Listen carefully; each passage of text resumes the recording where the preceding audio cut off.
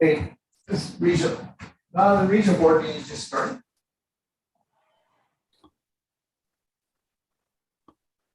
We'll ask everyone to mute.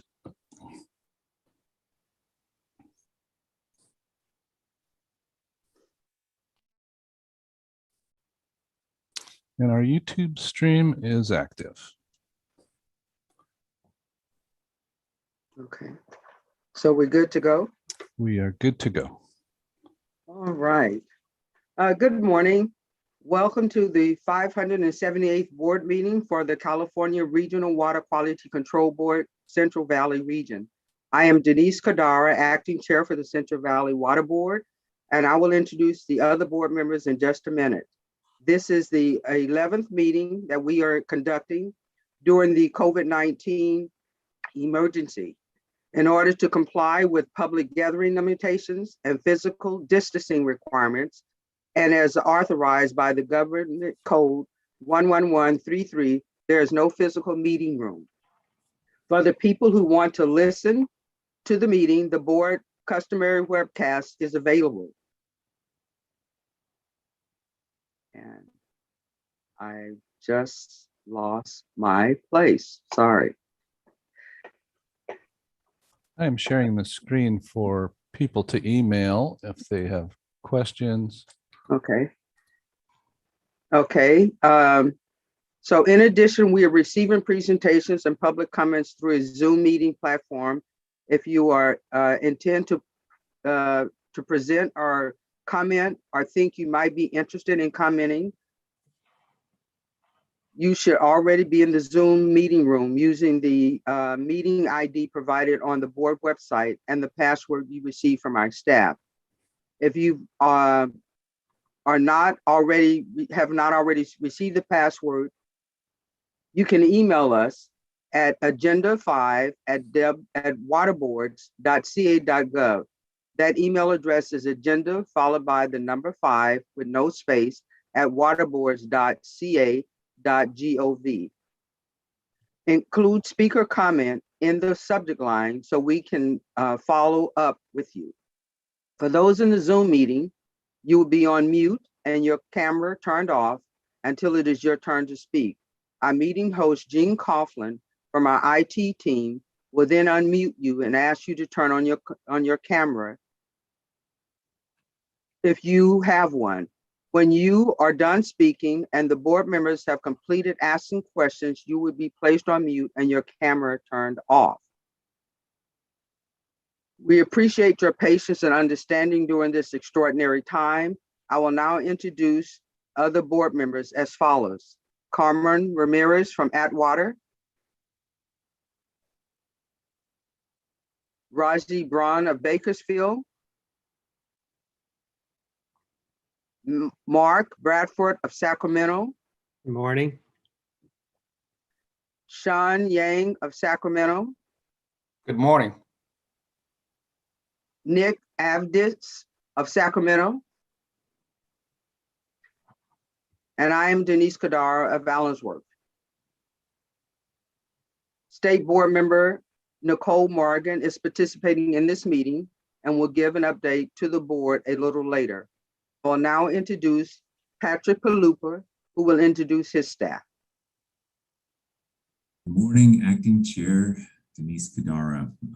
I think the one thing I know everybody tuning in this morning will note that Dr. Carl Longley, our former chair, is not present. He was not reappointed to the Central Valley Water Board.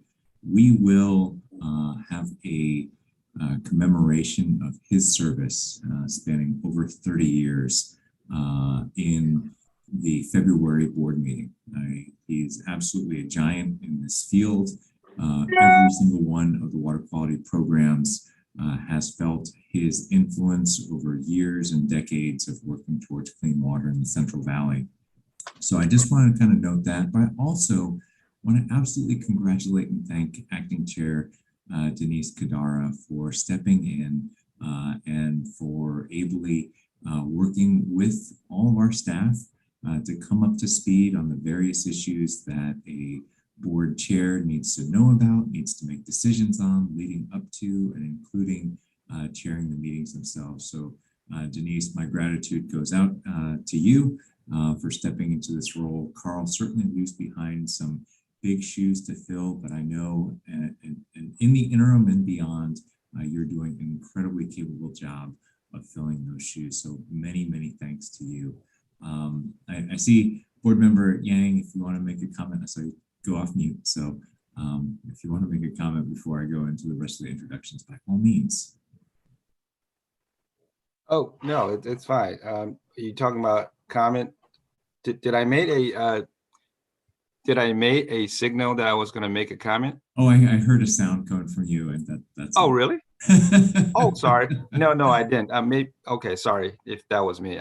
Yeah, sorry, Patrick. We will, but to introduce the staff, I know who Denise has been speaking with many of them. We've got all 4 of our assistant executive officers present on the video conference this morning. From north to south, we have Assistant Executive Officer Clint Snyder, who runs our Reading office. In the Rancho Cordova office is Assistant Executive Officer JJ Baum and Assistant Executive Officer Adam Labitz. And then from our Fresno office, Assistant Executive Officer Clay Rogers is present as well. I believe on the line, we also have Administrative Officer Kelly Garver, helping out from the Office of Chief Counsel are our incredibly capable attorneys, Senior Counsel Jessica Yar, Senior Counsel now David Lancaster, Counsel Bailey Toft Dupuis, and Counsel Chris Moskal. So full complement of attorneys here today. Also helping out, as Sean has noted, Mindy Maxwell is working in the board's boardroom, which we hope we will all be able to join again, work in person very soon. Looks like February is the date for that. We also have our incredibly capable AV and IT teams, Bob Chow, Gene Coughlin, and helping out is Janelle as well. So huge team effort to get this up and running. Easier to introduce them and say hello when we're in person, but you know, the exigencies of the COVID-19 pandemic require us for one more meeting to be meeting virtually. With that, I will hand it back to you, Acting Chair Kadara. Thank you very much, Patrick. And the agenda item number 2 are board member communications. Are there any board members that have things they would like to report out today? Would you like to do Pledge of Allegiance? Oh, I'm so sorry. I skipped that. So Sean, will you lead us in the pledge? Okay, pledge. I pledge allegiance to the flag of the United States of America and to the republic for which it stands, one nation, under God, indivisible, with liberty and justice for all. Thank you, board member You're welcome. Sean. So now we'll go to agenda item number 2 and for board member communications. Are there any board members that have communications that they would like to report about today? Hi, Denise. I filled in, I guess, and attended a field trip to evaluate the nexus between water quality and wildfires, and had a very interesting day touring Lake Oroville and the dam, from what we could see of it in the fog bank that was set in that day. But then the fire recovery efforts in that general area, we drove through incredible amount of construction, debris removal, hazardous tree removal. And the number of people working up there really was astounding. I think there were thousands. And the housing issues surrounding their activities, and the ongoing efforts to get that burnt area cleaned up, and also the potential for another wildfire in the burn area was all very informative to me. I had no idea the magnitude of that effort. And I appreciate the chance to participate. I think Clint was the one who facilitated all that. So thanks, Clint. And that whole team from Reading did a great job. Thank you very much. Mhm. Mark, are there any other board members that have communication? Sure. This is Sean. Just want to echo, in addition to what Martin already said, he's really on point. Just want to add that, first I want to thank Patrick and Clint and the whole team and all the other agency that were present that day on the tour. It was incredible learning experience for me, as it was my first tour. And first was just meeting everybody in person for the first time in this position. So that's, to me, it was a thrill. And then, got to learn about the dam, or what really goes on within and outside of it. And then as we went to the burn area, as what Mark alluded to, is incredible experience of the amount of work and different agency vendors pull all the work and so forth, not to mention the amount of money that is being supported by the government into it. And it's just really thrilling, but it's also sad to see how much fire has burnt out California land. And just hope that it will somewhat be a change of not so much of fire every summer. So but getting rain more and more. So just being very thankful to the people that took their time to show us around and learn this incredible information. And I think it will be a great help for me going in the future of my decision making in a lot of things. Thank you so much. Thank you very much, Sean. Great. Any other board member communication? Did you have something you want to say, Patrick? No, I did want to thank both Sean and Mark for coming out and attending that tour, and for Clint for setting it up. I will note that we're not going to let DWR live it down, the fact that one of the reasons we went out there was to tour the Oroville Dam. We got up on top of the dam, and it was one of the thickest tule fogs that the area had seen all year. So we could not see more than 5 feet in front of our face, and had to take their word for it that yes, we completed massive repairs on the tallest dam in the western United States. You'll have to take our word for it because you can't see a darn thing today. But that said, I echo what board members Bradford and Yang mentioned. The scope of the Dixie Fire, which we were in that footprint, was truly extraordinary. That was one of the mega fires that has ravaged California. We're talking about 1 million acres burned in that fire. So it was truly extraordinary to see all that and to recognize the scope of the challenges that we face. Thank you very much. Any other board member communications? Okay, if not, then I'll report. October 21st and 22nd, I attended the WQCC annual session. October 28th, I participated in the early action plan meeting with the state and our board, our staff and the environmental justice groups. November 12th, during our food distribution here in Allensworth, our monthly food distribution, we had Patricia Pullen from Fort Creek of the Tulare Subbasin come out. She was doing community outreach regarding testing of private wells, so it was good to see that come forth. That was something that I had suggested a while back, and they're pursuing it. So there are ways to reach out to the community, and I'm glad that Patricia was available that day to reach out to the community. November 19th, there was another early action plan meeting that I participated in.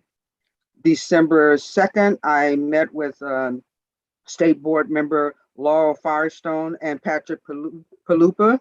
We were discussing ways to seek funding sources to address capacity building for disadvantaged communities and educating them on how they can be more engaged in programs that we're doing. So December 3rd, I did the board briefing. And December 4th, December 6th, I attended the WQCC chairs meeting. And also on that same day, I went to UC Berkeley to see the demonstration of the upgraded arsenic removal project that's being conducted by Dr. Gaggill at the UC Berkeley lab field station. This was in Richmond.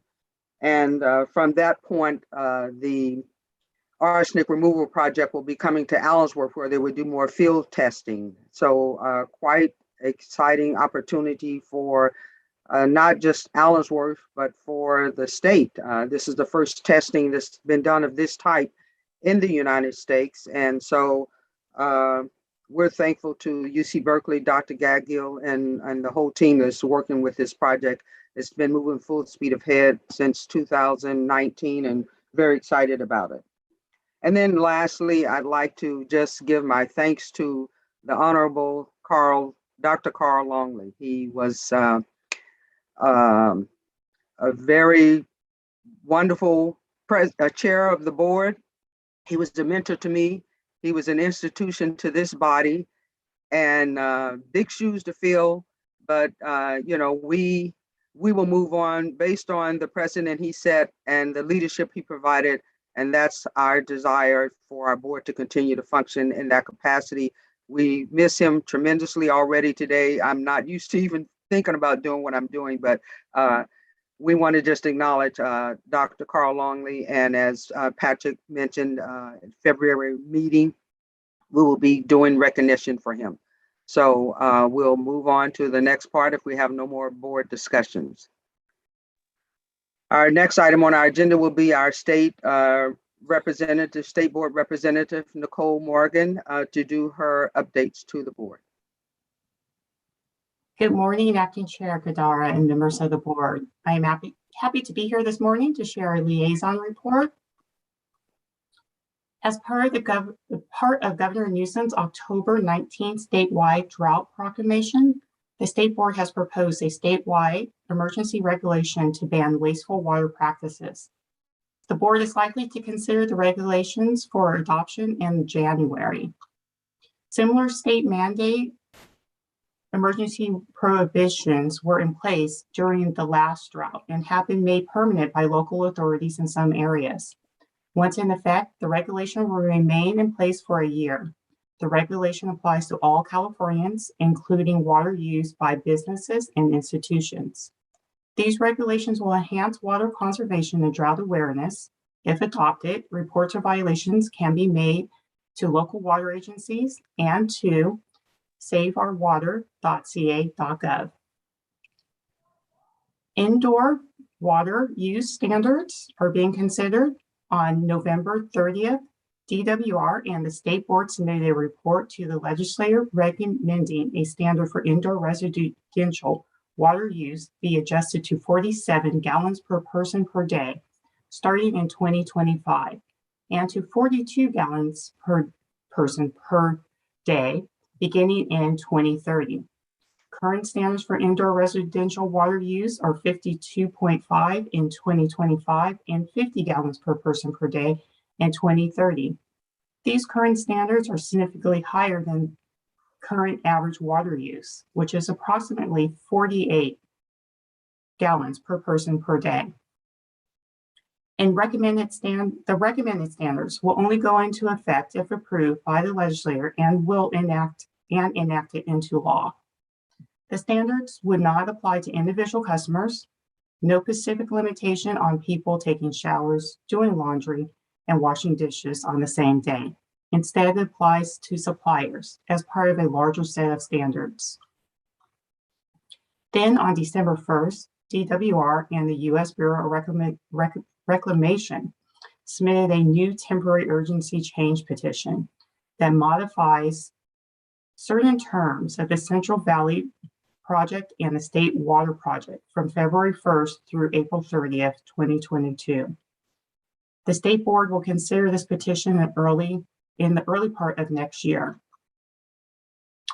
Then, yesterday, the State Water Board held a workshop where staff presented an informal item on updating and implementing the Bay Delta Plan. Staff also discussed the 2018 Bay Delta Plan amendments for the lower San Joaquin River flows and southern Delta salinity, and a timeline for completing the Sacramento Delta update to the Bay Delta Plan. So hot topic right now is the federal infrastructure bill. On December 2nd, the US EPA sent a letter to Governor Newsom discussing the federal water infrastructure funding coming to the state. US EPA encouraged targeting resources to disadvantaged communities, addressing lead contamination, and tackling forever chemicals. The state is waiting for US EPA to issue national program guidance and plans to roll out the funding as soon as possible. This year's historic $1.2 trillion bipartisan infrastructure investment and jobs act will bring an estimated $3.54 billion over a total of 5 years through the state revolving funds. Then in November, at the November 16th board meeting, the state board adopted the racial equity resolution. And a few regions also presented on their racial equity efforts. I would like to acknowledge and thank the region for supporting the effort to get us to this point. Lauren Hubbard, Denise Soria, and Rebecca Asami from the Fresno office, and Terrence Ahoda from the Sacramento office all participated in the Water Board's working group and contributed countless hours on top of their regular workload to help inform the state board's racial equity resolution. They will now be able to use this experience and information gained from the stakeholders throughout the state to work with the region to help move forward the region's racial equity resolution and work plan. So thank you all, and thank you for supporting their effort and supporting the state board and their effort to adopt this important resolution. So this includes my report. Please let me know if you have any questions, and always please feel free to reach out at any time with any questions. You're still muted, Denise. Thank you, State Board Member Nicole Morgan. And then I would like to ask any board members, are there any questions or comments you'd like to make to the presentation that was just given?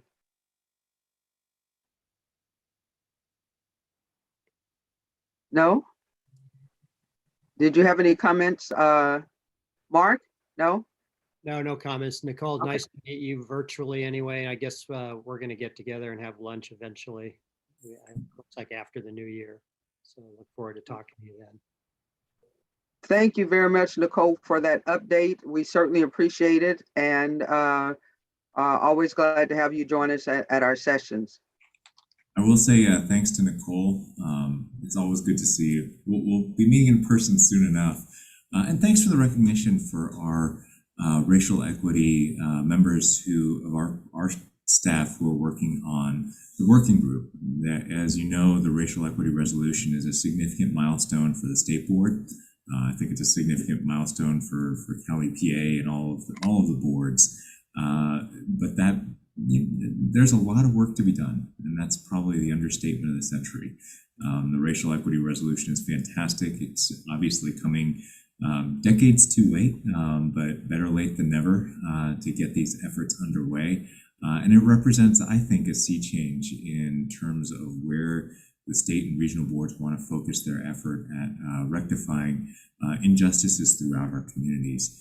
The team who has worked on that resolution, I've been meeting with them. I will continue to meet with them because one of the things that is called out in the state board's racial equity resolution is that the regional board has some work to do. And we're going to be developing our own racial equity resolution tailored to our specific region and the challenges that we have in the Central Valley.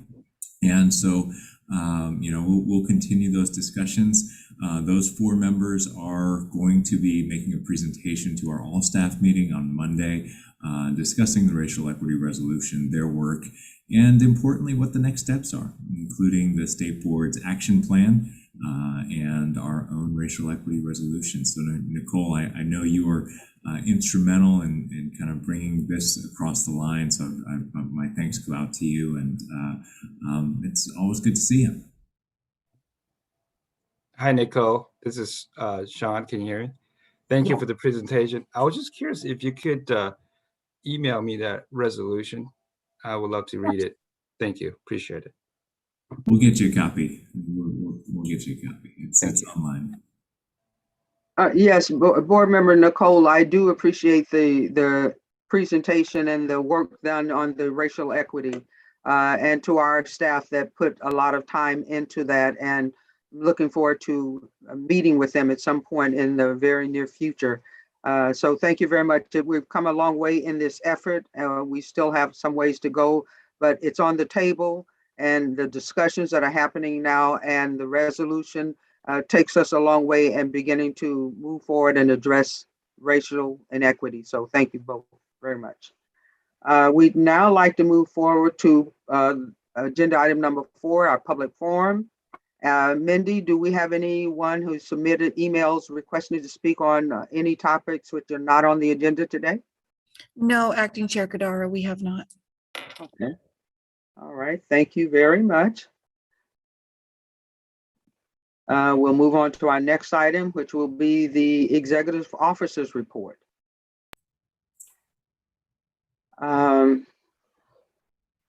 If any interested persons have submitted any emails requesting comments on the Executive Officer's Report, well, we'll let our Executive Officer do his report first.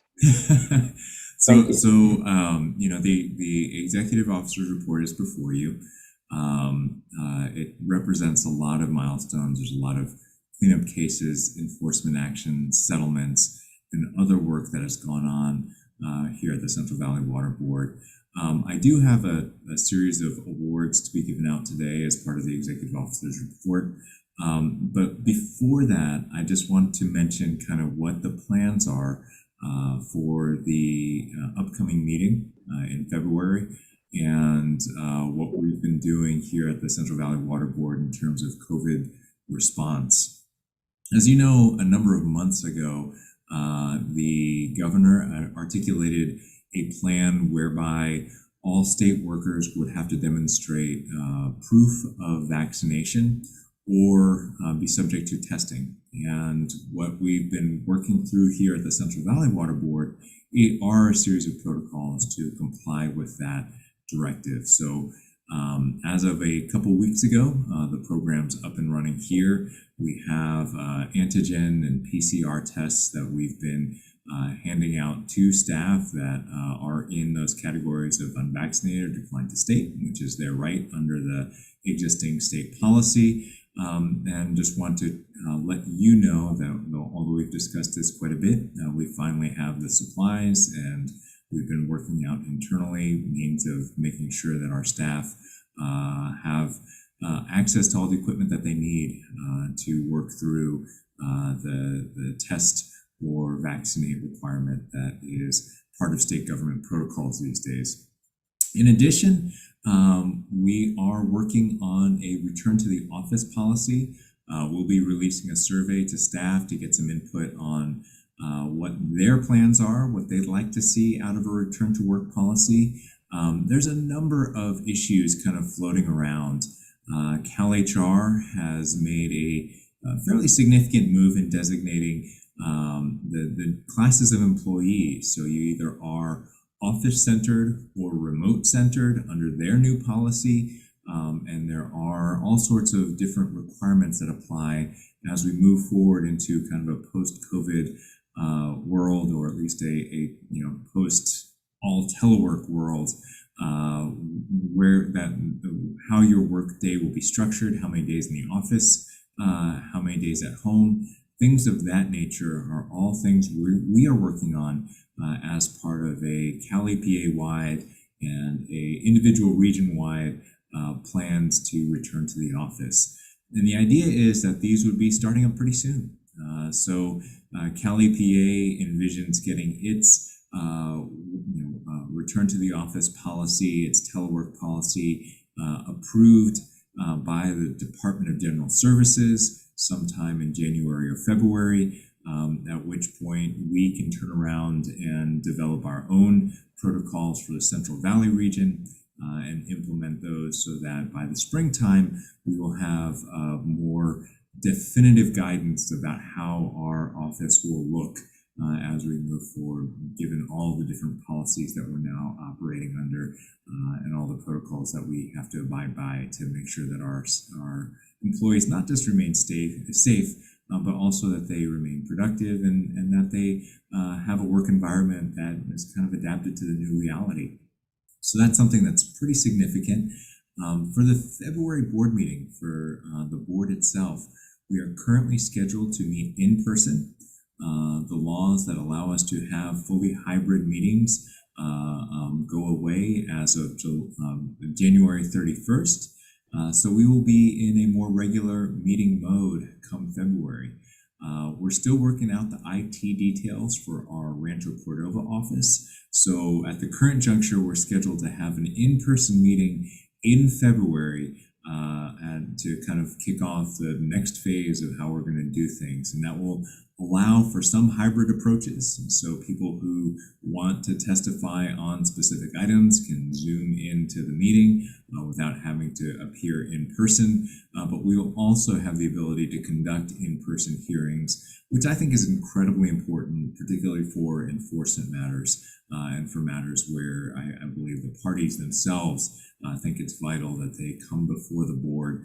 And certainly when we start with those meetings, those in-person meetings, we will abide by all the health and safety protocols that are relevant based off of the county guidance. So Sacramento County requires that when we are gathering in those type of meetings that we still have face masks and that those protocols are still followed. So that's the general update. If you have any questions about any material that's in the executive officer report itself, I'm more than happy to answer it. And after I answer any questions, we can go into the awards. Any questions for Patrick on the executive officer's report? Board member? Just a comment, Acting Chair Kadara. So Patrick, just wanted to extend a thank you. Always a good read on the executive officer's report. A lot of detail there, a lot of work going into the different programs you talked about, especially the COVID protocols, certainly, as well as other stuff. So I just wanted to recognize all the staff time that goes into it. It is appreciated on this end. Thank you. No, much. A lot of work does go into it. And I think one of the things, and you'll hear about this as well, we want to make sure that the executive officer's report stays relevant and that it stays useful to the board members, but also to the public. So I think one of the tasks that we'll be doing is looking internally to make sure that that EO report is readable and is really adapted to your needs. So I hope to have that conversation with you as we move forward into the new year. Thank you very much, Patrick. Yes, go ahead.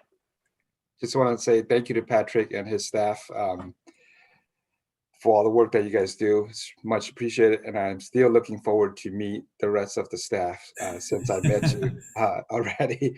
But it was incredibly enjoying, just touring with you and looking forward to meet the rest of the staff. Thank you. Okay, any other comments from board members?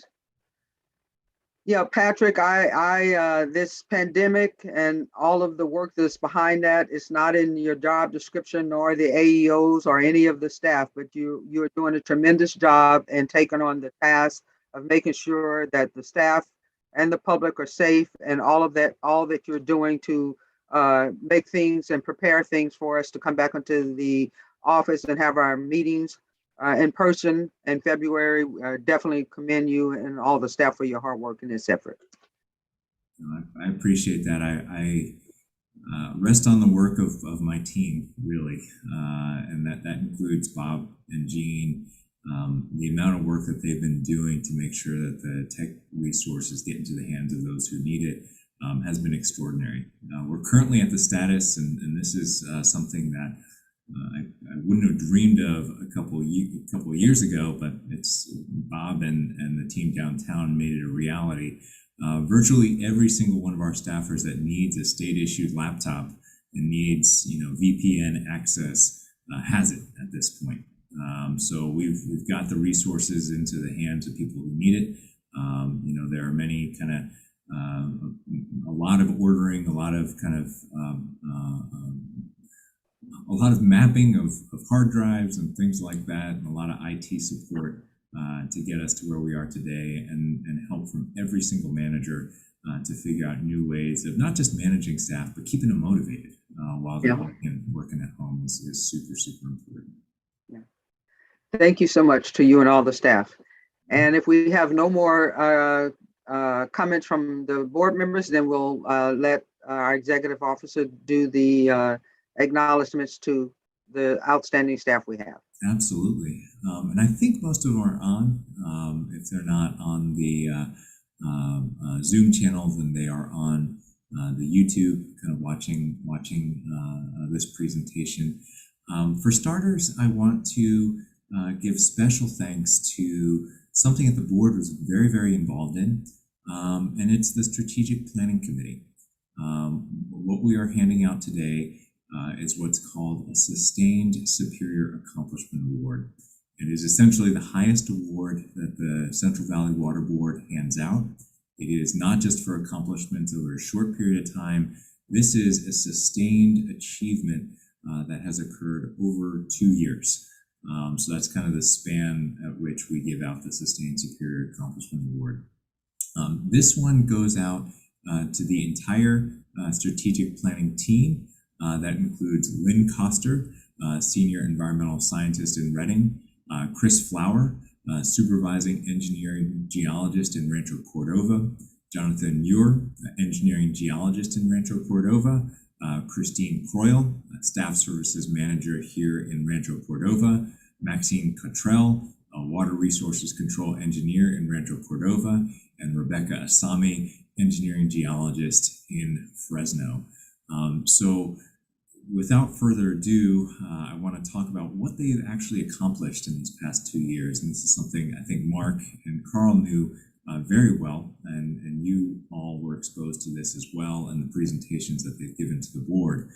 But throughout the past 2 years, the board's Strategic Planning Committee, composed of staff selected through a competitive process involving multiple programs in all 3 offices, has diligently worked with the board's senior management, board staff members, and a vast multitude of stakeholders to craft a strategic vision, a mission statement, a set of shared beliefs, and a strategic plan to guide the Central Valley Water Board's 19 water quality programs for the next 5 to 7 years.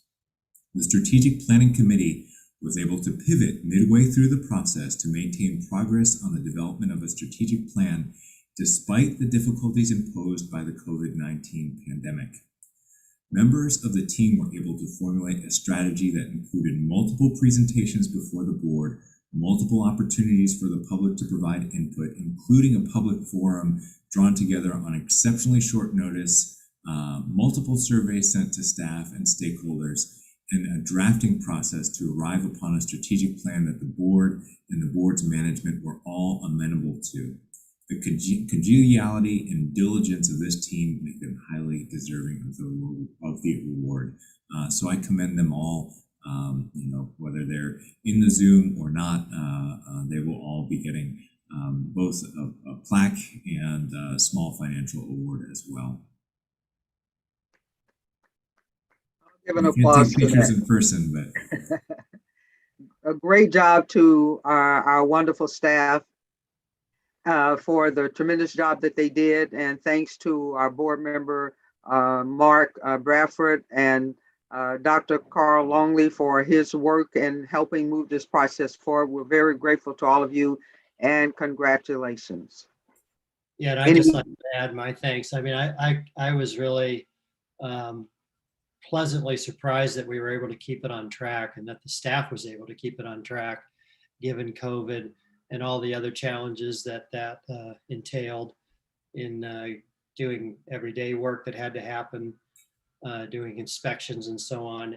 And yet the strategic plan stayed on track, and we got public input. and we addressed public input, and I thought the end product was something we could all be proud of and something that we can use as a measuring stick moving forward. So thanks to that entire group. And thanks to you, Patrick, as well, for shepherding them along and keeping it going. Absolutely. We're also kind of, you all have been mailed hard copies. If you haven't gotten them yet, I'll make sure you get them. One of the people who was also instrumental in putting together that hard copy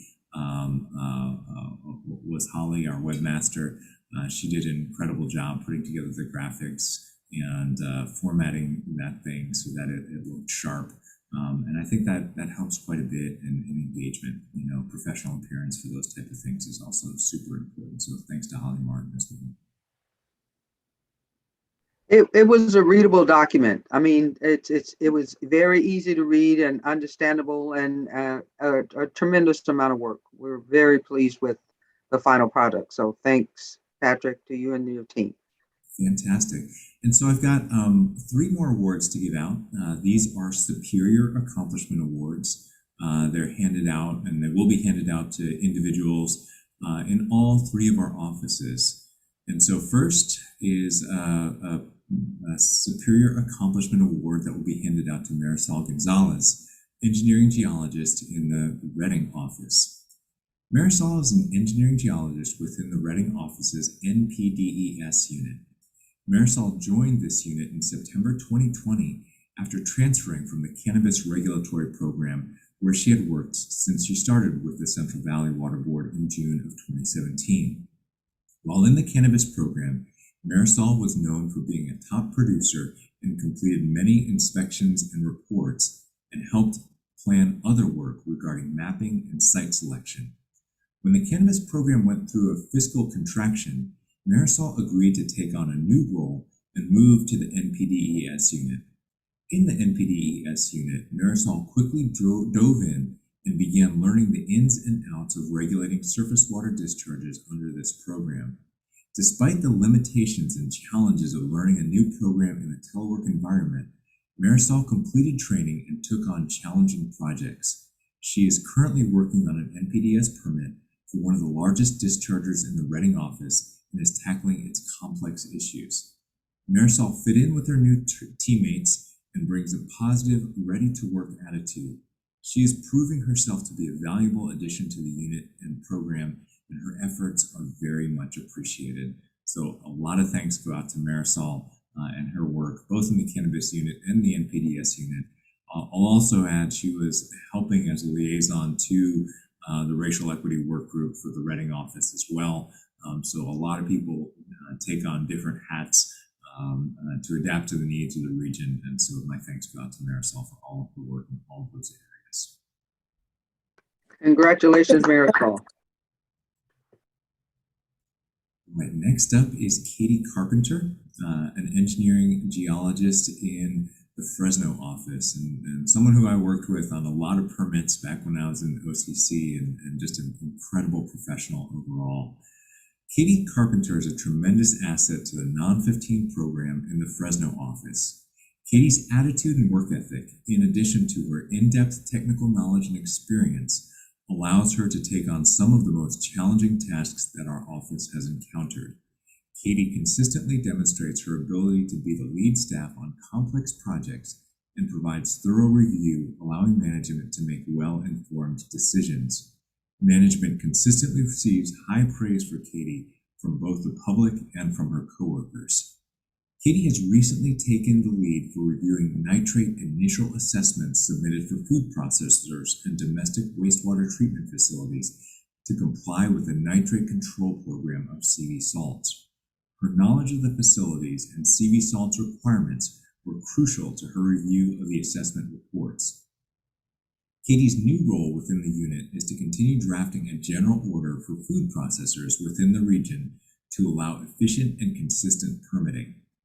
Katie also has her hands in the day-to-day permitting tasks, including issuing notices of applicability and monitoring and reporting programs for existing general orders, reviewing reports of waste discharge to begin the start of a permitting process for individual waste discharge requirements, review of a CEQA document for a modification to a major winery, handling multiple inquiries from the public and regulated community relating to CV salts and local agency management programs, and processing Public Records Act requests.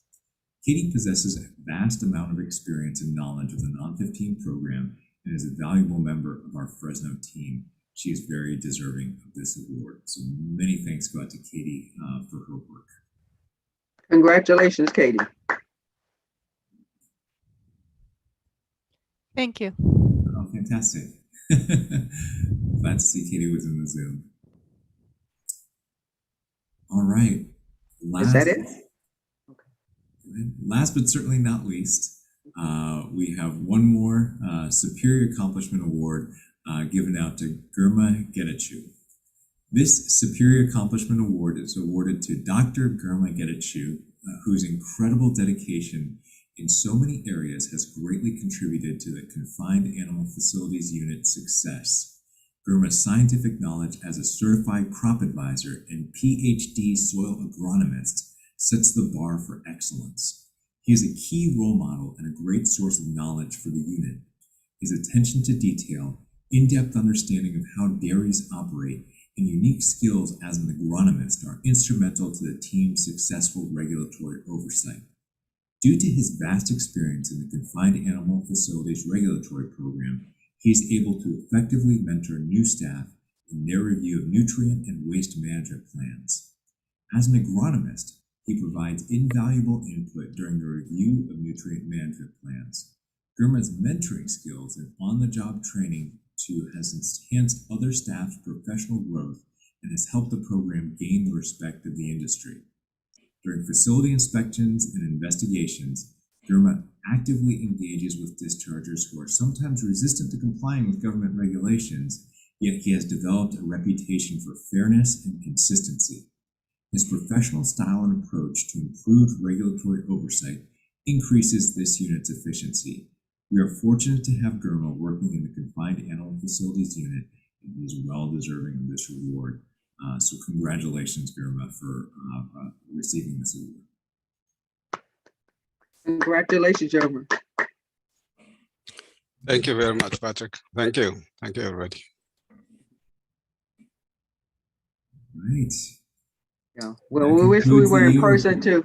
We wish we were in person to acknowledge and handshake and take a picture and congratulate everyone. But in our absence, we appreciate all the work you've done and congratulations on receiving the awards today to all of you. Thank you. Denise, I would like to say a couple of things. Please. Thank you, Patrick, for presenting the Superior Awards to our 4 recipients. As we all professionals in different fields outside of this field that we are in, we know that anytime anyone receives an award, they have to perform exceptional work to be recognized and receive the award. And this is just not an ordinary award, as Patrick alluded to. It's a Superior Award, which is the highest award that we have in our region. So I just want to say thank you from the bottom of my heart for all the excellent work that you guys have done to our community. And I hope that this award will somewhat justify your work and make you proud of the work that you have done for our community. Thank you. Thank you again. Thank you very much. Nick? I just want to thank you. Yeah, I don't want to pile on, but I do appreciate the efforts of the folks, the recipients, but also appreciate the fact that we do recognize these accomplishments by our employees. I'm involved in many organizations, and I do feel it makes a difference to recognize exceptional work. And so thank you to the recipients, and thank you for bringing this to our attention in terms of this folks' accomplishments. This organization is only as strong as obviously the highly technical staff, professional staff that is doing the work in the trenches. So thank you. Thank you very much, Nick. Are there any other comments from board members? Patrick, that concludes your presentation this morning for the executive officers section. That's okay. it. All right, thank you very much, Patrick. And Mindy, are there any interested persons that have submitted an email that would request to come in on this item today? No, Acting Chair Kadara, there are none. All right, thank you very much. Then we'll move on to the next item on our agenda, and that will be approval of minutes from our prior meeting of 15th of October, 2021.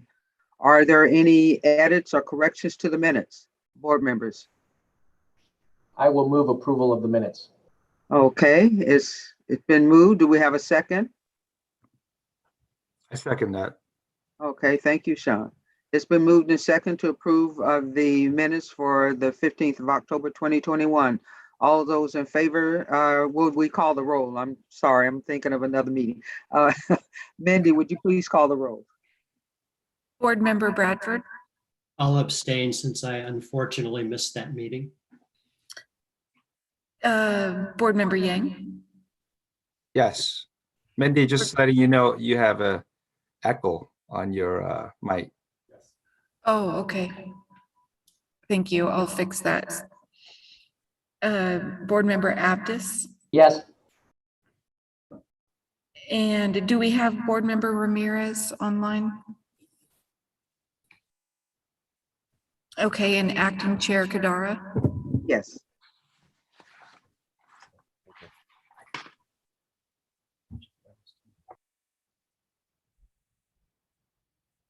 so that's all. Just point of clarification to Denise and Patrick or anyone. So in the process of missing board members, and we got 3 yes and 1 abstain, is that still considered majority? Yeah, it is. It's the abstention is sufficient for counting a quorum, and so we've got a 3 to 0 to 1 does result in passing. Okay, and we just count the ones that actually voted, right? So the absent boards doesn't count as our majority vote, just for point of clarification. Okay, great. Right. Thank you. Thank you very much, Sean. Okay, we will move on to our next item, agenda item number 7, the uncontested calendar. This is a time and place for a public hearing to consider uncontested items 11 and 12. Mindy, has anyone submitted an email requesting to comment on any of the uncontested items? No, there are no emails for uncontested. Okay, are there any late revisions, staff? No late revisions, thank you. Okay, then we'll close the hearing and entertain a motion, unless entertain a motion.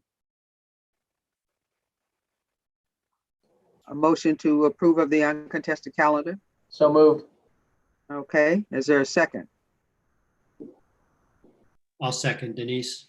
Thank you very much. We have a second, so will you please call the roll, Mindy? Board Member Bradford, Yes. Board Member Yang, Yes. Board Member Abdus, Yes, and Acting Chair Kadara. Yes. Thank you very much.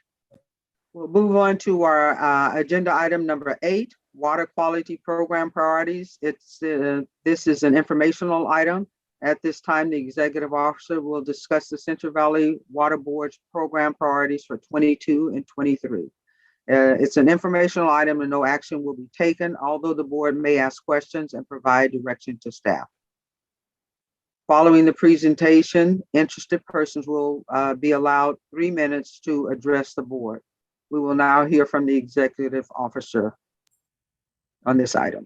All right, good morning. Let me get my screen shared for just 1 second here.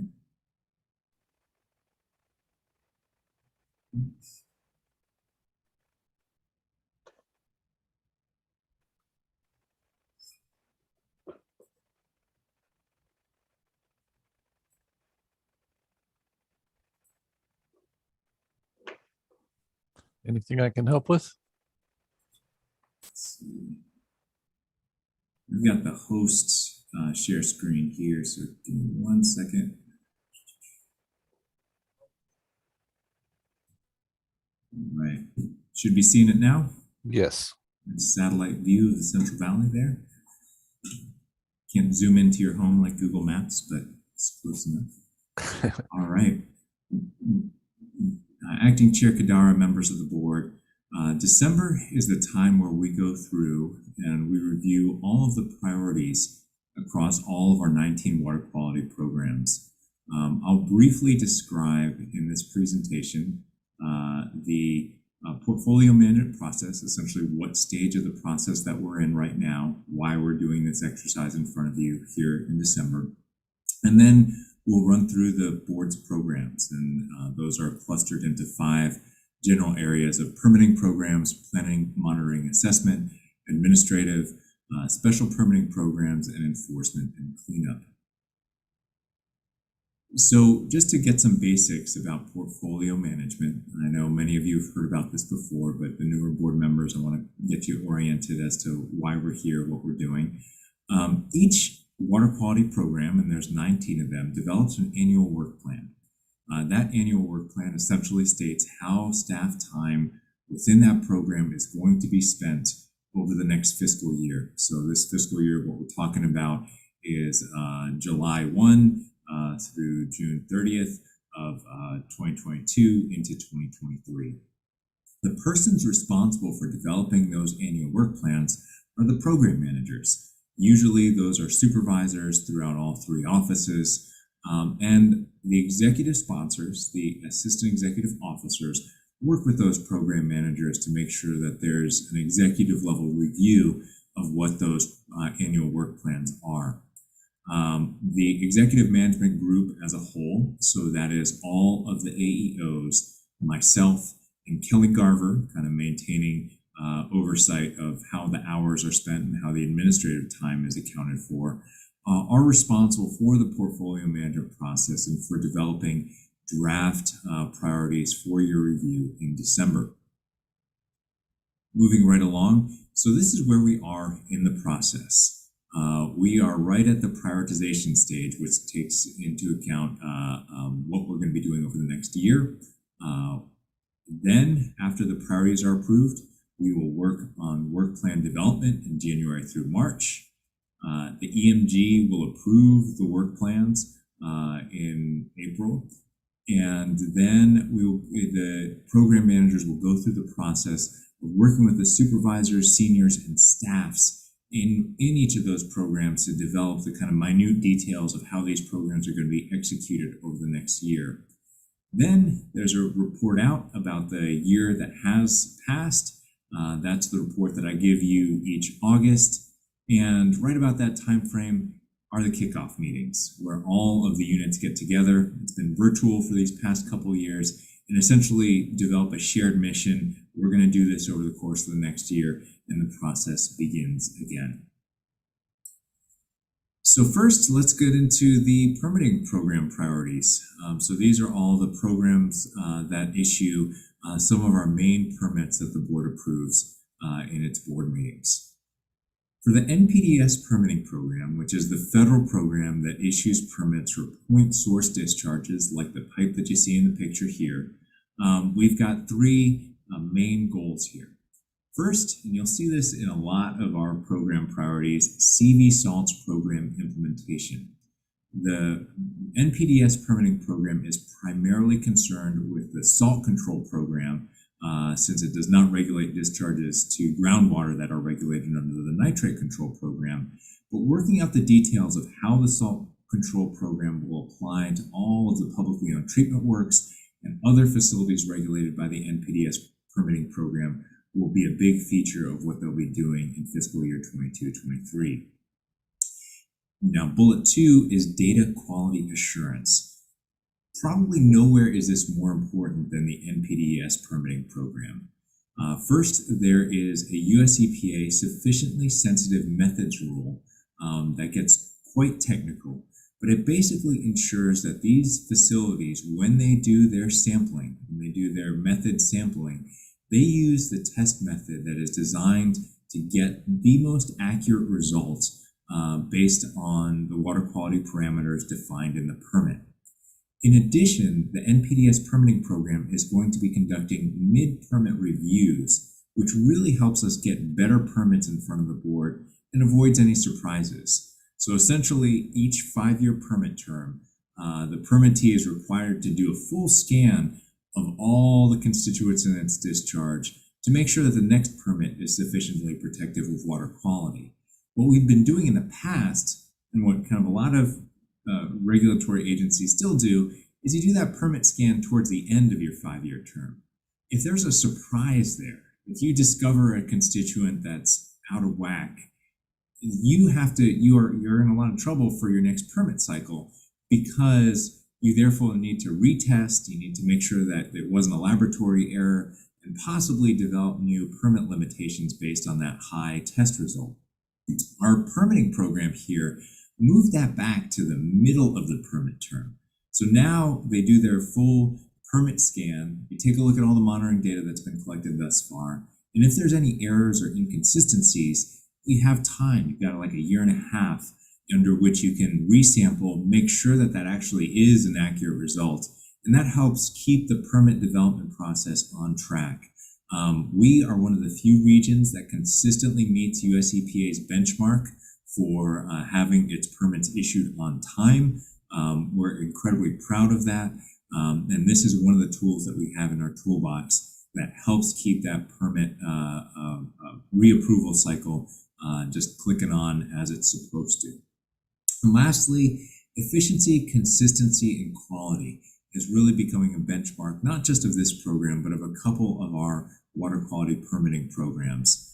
Really, this means adapting to fewer federal resources. We're getting less contract support for our NPDES permitting program from US EPA by streamlining permit adoption and continue to use general orders where appropriate to streamline the permitting process. I will add State Board member Nicole Morgan, when she worked at the regional board, was instrumental in setting up one of those general orders that has possibly been one of the biggest time savers in this program. But we're looking at renewing that, which is a pretty big undertaking, to make sure that we maintain that streamlined process moving forward. The next program I'm going to discuss is the WDR program. This is the program that regulates discharges to land. First and foremost, again, CV Salt's program implementation is at the top of the list for what we're going to be doing over the course of the next year. This includes reviewing notices of intent, essentially what dischargers are going to be regulated under of the options presented in CV Salts, reviewing technical reports, and modifying existing permits to really clamp down on nitrate requirements. Board member Kadara and Vice Chair Kadara, you've been in some of those CV Salts meetings where dischargers have been asking who is reviewing all of these reports. There are literally hundreds, if not thousands, of reports coming into the board under the CV Salts program, not necessarily on the drinking water side, but on the permit renewal side. We're going to need new permit requirements here. There needs to be technical staff on the regional board side reviewing those. A lot of that burden has fallen to our WDR program, our non-15 program. And so this team has really risen to the challenge and has been doing an incredible amount of review of nitrate proposals and others to sufficiently protect groundwater. Like the NPDES program, the WDR program is also embarking on an effort for greater efficiency, consistency, and quality. And again, key to that is reducing the backlog of outdated permits and also developing strategies to increase stakeholder participation as part of the permitting process. Like the NPDES program, general orders are key to the success of this water quality program. We have currently 3 general orders under development under the WDR program. Those include mid-sized wastewater treatment plants, a general order for nut and seed drying operations, and a general order for food processors. Getting those adopted in fiscal year 22-23 would be a huge achievement and would really streamline and make much more efficient our water quality program regulation of those type of facilities. Next up is a statewide permit development. There are a number of statewide efforts underway. Board Chair Kadara, do you have something? give that a minute. From recent history, the Winery General Order was a huge achievement by the State Water Board. Our staff, in particular our WDR program staff, were instrumental in providing input to those facilities that were regulated by that order in the Central Valley. This is another slide of the scope of facilities that are regulated by the WDR program.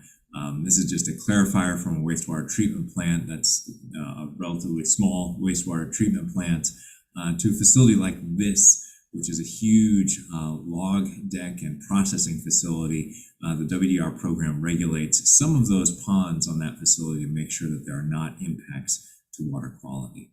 A cool picture with that. I think that's Shasta out there in the background. For our water quality certifications program, we've got 5 or 6 main priorities for the upcoming year. 4 of them are here, and a couple more on the next slide. The first and foremost is timely issuance of water quality certifications. The regulations that apply to the water quality certifications program are very aggressive. You have very short timeframes to review these permit applications under federal regulations, and that really means that you have to be super efficient about how you prioritize permit review and how you provide comments on permit applications. Next up is targeted inspections and enforcement.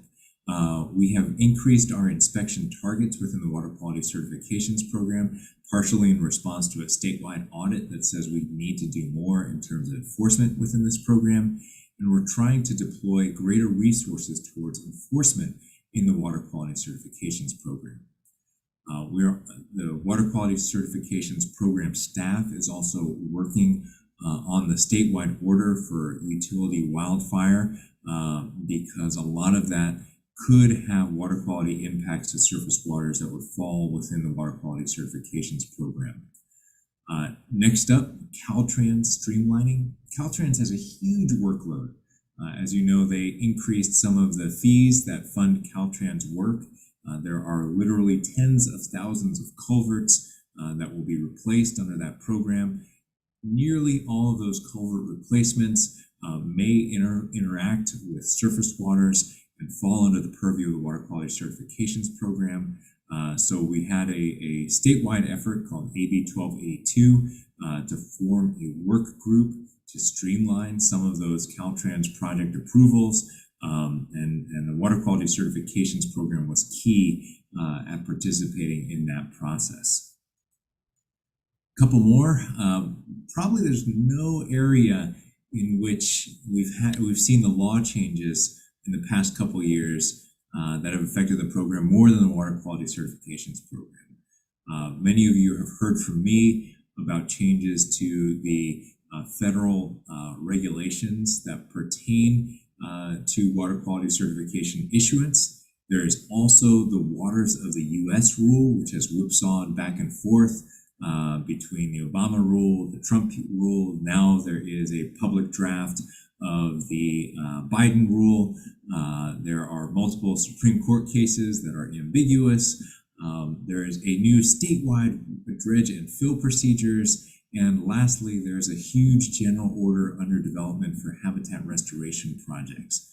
All of these are pretty significant legal changes to this program. So adapting to these changes in coordination with the other regional boards is a priority for fiscal year 22-23. And lastly, staff training and development is super key within this program. In addition to new regulations, we've got a lot of new staff in this program. And we also have a new program manager. I think you've heard from her, Lynn Koster. So there's a lot of new staff, new regulations, new program manager. That means that we have to sometimes pause and invest time in staff development within this water quality program. And just for your reference, this picture here, I believe this is Lake Oroville, but I could be mistaken. But this is one of the water quality certification program projects, kind of an emergency project brought about by the drought. If you can see, that ramp is going right to dry land because the lake level has fallen so dramatically due to the exceptional drought conditions that are out there. It's the water quality certification programs that has to issue those emergency water quality certifications to allow the construction and extension of that ramp. So even issues like drought factor in pretty prominently in the water quality certifications. Next up is the stormwater program. So we've got three main areas within the stormwater program: the municipal, construction, and industrial. For the municipal general program, the big challenge on the horizon is to develop a new permit for consideration in fall of 2022. We have a region-wide municipal general MS4 permit for a municipal separate storm sewer system. That has been really effective and really useful for our region. Of course, it has to be renewed because it is a federal permit every 5 years. That will be the main challenge for the municipal component of the stormwater program. For construction and Caltrans, the main deal is enforcement. Get out there, get into the field, see whether construction facilities, Caltrans, are employing best management practices to make sure that our waterways are protected. We've set a fairly ambitious target of 385 construction stormwater field inspections, and a heck of a lot of those happen during the rainy part of the season. So that's a big one on the horizon for the stormwater program. And lastly, industrial permit enforcement is key to the industrial program. We have to identify cases, pursue action, and one of the new kind of features that we've been toying with and are working to integrate into fiscal year 22-23 is now growth of both our strategic plan and of the racial equity resolution that happened down at the state board. Perhaps use Cal EnviroScreen, which is a fantastic tool that is developed by Cal EPA in coordination with OEHA and the other boards, departments, and organizations, that helps us gauge the environmental burdens placed on specific communities throughout the Central Valley and throughout the state. Now, a lot of the worst environmental burdens happen to be in communities of color. Using Cal EnviroScreen as a prioritization tool will help us both meet our obligations under our strategic plan and under the future obligations under the racial equity resolution at the state level. So I'll pause here before jumping into the planning, monitoring, and assessment programs to see if there's any questions about the permitting program priorities. I have a question on the MS4 permitting effort. Can we expect substantive changes to the MS4 permit requirements for obviously the jurisdictions that applies to in this upcoming effort? You know, the biggest thing that will be added will be some of the trash requirements. The current version of the MS4 general order, the big thing was low impact development. And including that, I think a lot of the municipalities throughout the region are totally on board with that. There was a lot of work to make sure that we got those terms just right. But our municipal permit was adopted, our general order was adopted before the statewide trash regulations kicked in. And so there's been pressure, and rightly so, coming from environmental groups to say that the next round has to include those specific targets for full capture or full capture alternative within that MS4 general order. So that's probably going to be one of the biggest challenges. And it's partially a challenge because the statewide trash regulations don't have a means of measuring how you get to zero trash, right? There's not really a good way of looking at a waterway and dipping your sampling tool in there and saying, all right, we're meeting it or we're not meeting it. So developing the right monitoring tools to see how that water quality goal is being achieved is probably going to be one of the big challenges. So that's kind of what I see as the big challenge on the horizon for that renewal. On that last point, certainly, I guess I understand enough about it to be dangerous, but how does the trash removal policy apply to waterways where, for example, this last rainstorm that we had, I have a particular example on Steelhead Creek. Obviously a lot of homeless camps throughout that corridor that folks obviously had to move out quickly because of rising waters that were a result of that last storm. And the aftermath of that is a pretty significant amount of trash in Steelhead Creek. I know we've been engaged in efforts out there, and it is only one example, but it's one example that I'm familiar with because it's near my community and I see it every day, and it is awful. I will tell you, absolutely. Shocks the conscience, and I don't know. Certainly, it doesn't appear that the MS4 permit would require any of the member agencies or the participating agencies to address that trash issue. Is that correct? That is correct. I think you see that's probably one of the biggest challenges there is that some riparian areas aren't covered by the scope of the MS4 permit. They're not in the storm sewer system. So figuring out how to address that trash contribution is really key. We've put proposals on the table, just for what it's worth, to kind of have offsets for the trash that comes out of the MS4. There's been proposals here in Sacramento by Sac County to say, look, can we get some more leeway on full capture within our storm system? And in exchange for doing something about that trash cleanup within the watershed, non-MS4 trash contributions. Unfortunately, the verdict from the state board was that we need to change the statewide policy to make that work. But we're still working on solutions along those lines, whether it's kind of TMDLs or something of that nature, to figure out how to address it. But you're absolutely right. I mean, I think you do see a little bit of the dichotomy between kind of Northern California and Southern California.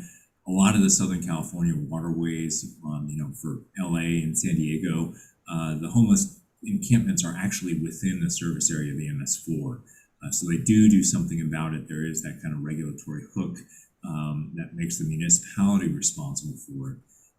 Within our region, you see a lot of that riparian areas, and the one you're mentioning, a lot of it is held by county parks who are under-resourced, or by other kind of private entities that may or may not have the ability to kind of deal with that, especially not deal with that in a humane way. So it's a mess. I got to say, we're still looking for solutions to do something about that trash contribution from those encampments. I mean, the big answer is build housing, kind of, but in the interim, before we get those people housed, and we kind of adapt to the reality that people will live there, that's one of the things that we're working on, alternate strategies. I don't know, Clint, if you had something to say. Clint's the executive sponsor of this program. I might just add, or remember, Abdis, that it's important to remember that the trash provisions provide for municipalities to essentially come online to that full captured goal over a period of about 10 years. So it isn't that we implement those trash provisions in the next permit cycle and they're required sort of that day. There's already mention of them, through orders that we've developed, but it allows for a slow development of the catchment basins and other features that are required of the trash policy over an extended period of time. So we start to see a slow ramp up of those. We've already seen some of those features in different municipalities, but we'll continue to see those over time.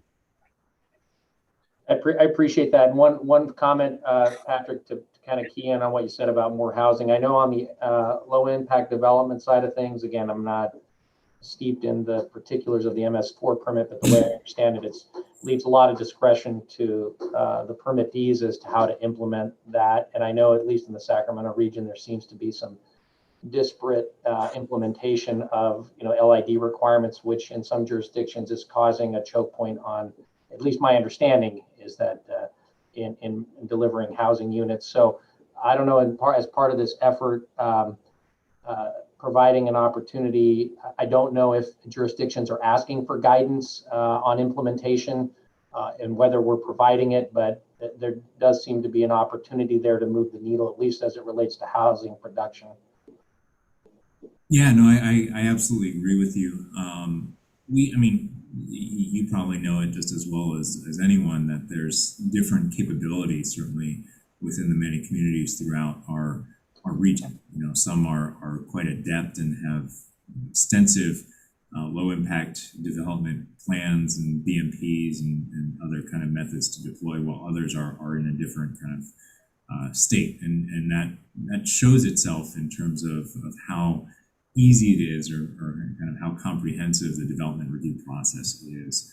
But yeah, I think, you know, we're going to be going into an era where the development of this permit, the permit requirements will be pretty intense for the next, 6 to 8 months, or probably a little longer than that as well. But absolutely, more than welcome to include you in some of those conversations. Yeah, I think I'd like that. So thank you for that. Thank you. Patrick? Yeah. I would like to make a comment and questions. So as California is always under a fire crisis every summer, millions of acres being burnt already, and who knows how many more will be burnt in the future, hopefully not too many. As my visit or tour with you and the rest of the members to the burn area, huge acreage been burned, as I alluded to, millions. There's got to be some concern about the habitat restorations, and I wonder, because of the different administrations from the Obama, Trump, and then Biden now, what do we have in place, and what does it look like going forward to restore restoration of the habitat? Yeah, so I think a lot of that will be discussed a little bit later in the presentation, because although it was mentioned a little bit in the water quality certification. So one of there's Clint, I don't know, Clint probably has a whole library of the different efforts that are currently underway. For the water quality certification program, which we just talked about, there is the utility maintenance corridor. So essentially there's a new permitting process, a new obligation for entities like PG&E to go in there and maintain their service lines, both to make sure that they're reliable, but also to prevent forest fires, right? And so when they go in there and they do that work, sometimes it involves, heavy machinery driving in there. Sometimes it involves aerial spraying of pesticides. Sometimes it involves, other types of heavy construction work.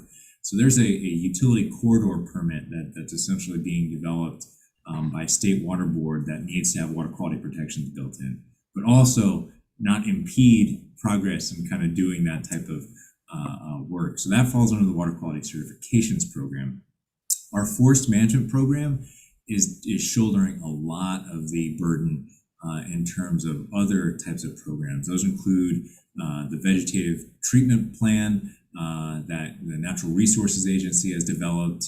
Natural Resources, kind of where CAL FIRE is, DWR kind of plays a role in that, and they were both kind of up there. And when we toured, there are also massive programs underway as part of the Forest Resiliency Action Plan, and again, additional efforts being undertaken by federal and state partners throughout California. But it does hit our region particularly hard. We've got a lot of the forested land in the state of California within Region 5. And so, but most of that work is being accomplished and being shepherded through under the Forest Activities Program, which really, another one of those water quality programs that has changed dramatically in the last 5 to 7 years in response to the wildfire crisis that we've been seeing. Clint also happens to be the executive sponsor for that program, so I'll let him comment a little bit there too. Clint gets the easy assignments. Right? I don't know that I have too much to add. I think Patrick covered it pretty well. I will just say that as part of the Governor's Wildfire and Resilience Action Plan, 2 strategies are required to be developed. One is state lands restoration strategy, and the other is a federal lands restoration strategy. Also, along with Senate Bill 456, which was recently adopted or passed. That bill also requires CNRA and CAL FIRE to develop an implementation plan that is due in January of 2022. So there, in addition to what Patrick mentioned, there's a lot of requirements underway, strategic development underway to try to address a lot of the concerns I think you raised there, Board Member Yang. Thank you, guys. One follow-up question pertaining clean water in those area. I gotta assume there's massive of burned debris that goes into the water that the animal drinks. So what have we done and what are we doing? Can you give an example so that I have a clear understanding of what we actually do to keep those water clean if we are doing that? Yeah, I mean, I think the unfortunate answer is there's not a whole lot we can do. There are, when resources become available, we can do kind of targeted restoration work. And so after the Camp Fire, there was a number of efforts that went underway. We got some funding, worked with resource conservation districts to essentially have them help out and prevent some sediment discharges to sensitive salmon habitat, right? So they put straw bales down, they put straw wattles down, silt fences to keep that burned stuff out of the waterway and to protect sensitive drinking water sources and to protect sensitive habitat areas. But if you look at multiple 1 million acre fires, you can't treat all of that. The answer really is, just to be blunt, the answer is really more proactive management of the wildland that we have, so the fire burns less severe. Those include kind of vegetative management. I think you heard a little bit about that at the tour. You thin the forests, you restore a natural fire regime. One component is you learn from indigenous peoples what their fire management and fire suppression practices were generations ago that seemed to work pretty well than the current fire regime. And you get those tools in place, you deputize a whole lot more burn masters, and you get some insurance requirements in place. And then you control the vegetation so the fires aren't as bad when they burn through the next go around. And I think that's that's a long-term answer, because there's no way we can treat, a 1 million acre fire after a 1 million acre fire. It's just, it would be, you'd be chasing something that would be kind of constantly creating problems. So that's the big picture answer. It's pretty sobering, but I think that's what we have to do as a state to kind of take on that challenge. Thank you, gentlemen. Appreciate it. Right. Any other questions from board members? Okay, Patrick, you want to continue? I will jump back right in. Are you seeing the presentation again? Yes. We are, yes. Fantastic. All right, next up is the Planning, Monitoring, and Assessment Program priorities. And first of these is the Basin Planning Program. So the Basin Planning Program is actually where CV Salts lives too. So these requirements are kind of in addition to all the stuff I'll be talking about in the next slide with respect to CV Salts. But for the Basin Planning Program, some of the other core work that the Basin Planning Program does is the integrated report is one of the big things. Integrated report is essentially our scorecard for how well we're doing with respect to water quality in many of our water bodies throughout the Central Valley. So we are going to support the region-wide integrated report, and state streamlining efforts are currently underway, essentially to automate a lot of the data that goes into the integrated report and to deliver kind of the results in a very clear, concise, and readable way to the public, to the state board, and ultimately to US EPA, who's really responsible for the integrated report for the state of California. TMDLs are a major feature of the Basin Planning Program. The big ones that we've been working on are mercury, pesticides, and nutrient TMDLs. And all of those TMDLs here in the state of California have to come with control programs. And again, this is something that I call out very often when talking to colleagues in other states. They can adopt a TMDL and it's easy because they don't actually have to say how they're going to do it. Here in California, we have to have a control program that specifies, so you've got a TMDL, total maximum daily load under the Federal Clean Water Act, how you're going to rectify a water quality impairment. Here in California, you have to have a control program that tells everybody how you're going to meet that ultimate requirement at the end of the day. Also within our basin planning program is a responsibility for the Delta Strategic Plan. This includes continuing the Delta Regional Monitoring Program, overseeing monitoring for pesticides, toxicity, mercury, nutrients, and constituents of emerging concern, as well as continued implementation of the Delta Nutrient Research Plan that will better inform how we're making decisions within the Delta about nutrient regulation, which of course is a driver for HABs and other water quality concerns that we're very worried about. Next up is CV salts. The big stuff that we've been doing with respect to CV salts, Acting Chair Kadara, you've been involved in many of these meetings. Continued support for implementation of the salt and nitrate control programs. This includes massive mailing efforts, tracking, and answering questions from all the other water quality programs about how to implement CV salts. We also include compliance and enforcement implementation support from the core CV salts team. And this really is a focus on ensuring that the requirements of the salt and nitrate control programs are being met by all the dischargers throughout our valley. We're going to go after folks who have submitted inadequate responses to the salt control program, to the nitrate control program, those people that aren't providing replacement drinking water. That's really kind of the next iteration of where we're going with the CV salts program. And lastly, stakeholder coordination and outreach is such a fundamental part of what we're doing with respect to CV salts.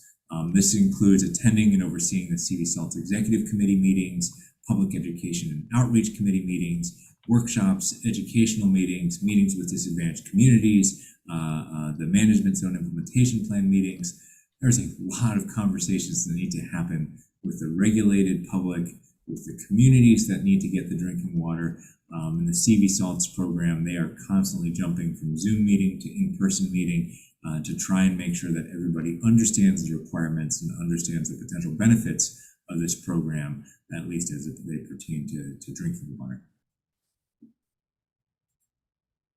Next up is SWAMP, which is the Surface Water Ambient Monitoring Program. Now, there's a lot of little programs that SWAMP works with. There's 6 that I'll call out here, 3 on this slide, 3 on the next. First is support for Delta monitoring efforts. We contribute funds to Delta Regional Monitoring Programs efforts. We also help them through statewide lab contracts that offer fish tissue analysis, toxicity analysis, and chemistry analysis. There is something that I think is incredibly cool that the SWAMP unit does. It does what's called summer recreational beneficial use assessments. So it goes out to streams, swimming holes throughout the region to take account particularly of fecal pollution used by E. coli as an indicator, and then post those online for the public to take a look at. We see a huge spike around the big holidays. We do our E. coli sampling. We provide the results to the public. We track who's following the tweets and who's following the web page, especially those GIS sites that we post up on the web page. And we see huge hits: Memorial Day, July 4th, Labor Day, because people want to know, is my local swimming hole polluted before I go and take my picnic out there and enjoy the waterways. There's been a special attention focused on the Lower American River. So we are going to be continuing to investigate elevated fecal indicator bacteria levels in an area of the Lower American River. That's the Jabome Street Bridge right there, right north of downtown Sacramento, an area that is a prime recreational area. One of the really nice features of the city of Sacramento, but it's got high fecal indicator bacteria. Now, some of the preliminary results for our Lower American River studies are showing that a lot of that bacteria is due to foul, so a lot of geese signatures out there. But we're also concerned and looking for water quality impacts due to dogs and to humans as well. So we're looking for all sorts of DNA markers that could potentially track the source of bacterial contamination within this portion of the river. Next up, we work in coordination with the Department of Water Resources, their Northern District, to monitor water quality trends throughout the Sacramento watershed. They do a lot of kind of source water and watershed monitoring. I think about 55 monitoring locations within the Sacramento watershed. SWAMP works to make sure that all that data is collected. We have a freshwater harmful algal bloom and biostimulatory monitoring program within the SWAMP program. So that is a fairly significant high profile little unit within SWAMP that does FHAV, so freshwater harmful algal bloom incident response. We collaborate with other agencies, help with special studies, do water quality sampling, species identification, and toxin testing to make sure that our communities are protected from harmful algal blooms, or where there are blooms that people are notified of them and notified about how to act safely around harmful algal blooms. It's a big issue. It's a big issue here in Sacramento. It's a big issue here in Stockton. I think the Central Valley, because we've got waterways that warm up, waterways that are impacted by nutrients. That's kind of the recipe for harmful algal blooms. So we're tracking that very closely. Thankfully, we've got a little bit more resources from the legislature to continue doing work in that area. And lastly, SWAMP is responsible for maintaining a lot of data, and they are working to improve the process of submitting surface water quality data to what's called CEDN, the California Environmental Data Exchange Network, which is really the database that we pull from to do our integrated reports. Next up is the Non-Point Source Program. This is a program that really functions to help out with the Section 19H grant program, which provides federal funds to implement non-point source control activities. We're going to continue to utilize these funds primarily for the implementation of priority TMDLs. And we're going to be implementing, under this program, we implement what is called the NPS 5-year plan. The 5-year plan calls out the focus areas of sea salts, wildfire response, harmful algal blooms, agriculture, and water quality impacts due to homelessness. And these pictures actually are from one of the projects that was funded under the Non-Point Source Program. It's from the Battle Creek Watershed, which is working on a water quality watershed-based plan. That's Battle Creek's confluence with the Sacramento River. We saw some fire impacts within that watershed. This is Battle Creek itself. And this is a diversion dam that's part of the Battle Creek watershed. Also have some habitat restoration projects right around that area. Really doing good work with relatively little funds to make sure that we have these kind of innovative solutions for Battle Creek. And I'll do a pause there for the planning program. If anybody has any comments before we jump into the administrative program. All right, I will move right along. So the administrative program is kind of a unique program. Kelly Garver is the program manager. She reports directly to me. So I'm the executive sponsor of this program. And we kind of work through a coordinated response for all the administrative efforts across all 3 offices. This upcoming fiscal year, the main things that the administrative program wants to do as kind of priority projects, in addition to all the regular work that they do, is to develop tools and resources to support staff in the following areas. For state hiring and recruitment, there's a huge complicated process to get hired on as a state employee, and our administrative support unit is really the go-to resource for help with that.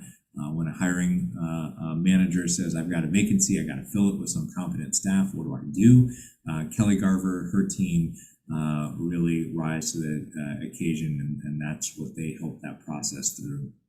Also, the Administrative Support Program is key to our Public Records Act requests and records retention policy. Looks like the statewide records retention policy will be changing for the boards for the better. We've got a kind of outdated policy right now that still mentions things like microfiche, reel-to-reel audio. We don't do that anymore. We're in the kind of YouTube, Zoom streaming age. So there's a major effort underway to adapt to the new way that we keep records. Implementation of that records retention policy will fall partially on the administrative program. We're also planning on conducting an administrative support survey within the administrative program to kind of help the program managers and staff articulate their needs and have those needs met by the administrative program, basically adjusting to priority projects and milestones. We'll be working through issues related to COVID-19, really trying to help everybody across the board do their work efficiently, consistently, and in a quality manner. Lastly, administrative program is working on enhancing and improving administrative support for personnel reporting, ADA, Americans with Disabilities Act, compliance, web accessibility, and again, data management in the California Integrated Water Quality System. And a lot of the staff that we have here that provide administrative support, they do the ins and outs of the paperwork, but their job duty is more expansive than that. They, we have a team in the administrative program that actually works with very complex databases to help ensure that there are appropriate data management protocols being implemented to get accurate information into these databases so that we can see what we're doing in a very comprehensive manner. If there's no questions with the administrative program, I'll launch into our special permitting programs. First up is the Irrigated Lands Regulatory Program. So we've got 6 priority areas here, 3 on this slide, 3 on the next. The big one is drinking water well monitoring. This is an outgrowth of the East San Joaquin Water Quality Petition and Precedential Order. We are going to be prioritizing notifications to users of impacted wells and working on integrating this ILRP requirement with the nitrate control program. So we'll have unified databases of drinking water wells that are impacted by nitrates, the data being collected both under irrigated lands and under the management zone implementation plans. Irrigated Lands Regulatory Program is probably one of the first programs that actually adopted the CV salts requirements into permits. So both the nitrate and salt control programs have been incorporated into the ILRP coalition-based general orders. So in the next fiscal year, that's going to be a focus of implementing those requirements. Groundwater protection targets, you've heard a lot about that over the past year or so. We envision making a presentation to the board during fiscal year 22-23 after those targets are developed. That's really what the agricultural lands have to do to essentially comply with the nitrogen requirements in our basin plan. 3 other kind of priority projects. Strategic engagement with socially disadvantaged growers is a big deal. We have a lot of small growers that are from socially disadvantaged communities. We are working with the UC Extension Small Farms Advisor on enhanced outreach. That includes having our work group of board member Abdis and board member Yang go to a workshop with small growers from disadvantaged communities sometime in the late winter, early spring to hear about their concerns. We are also going to be assessing requirements in upper watershed for different commodities and potentially for different commodity types. working with UC Rangeland Watershed Specialist on potential changes to the Irrigated Lands Regulatory Program to address, frankly, the different water quality issues faced in the upper watershed and for certain commodity types. Lastly, compliance enforcement. We are going to be implementing outreach and enforcement tools to help ILRP compliance with the prioritization towards irrigation and nitrogen management practices. Next up is the oil fields program. The big things on the horizon for the oil fields program is really to continue enrolling facilities operating under outdated permits into the new general orders, bringing a lot of these oil facilities into the modern era of regulatory oversight. We've been doing a lot of work in that area over the past several years since the general orders were adopted. We are planning on continuing to provide oversight for the closures of closed or decommissioned wastewater ponds. There's a lot of people within the oil industry that have worked very hard to essentially end practices that are a bit antiquated, closing down some of the wastewater ponds, switching to more innovative techniques of disposing of oil field wastewater.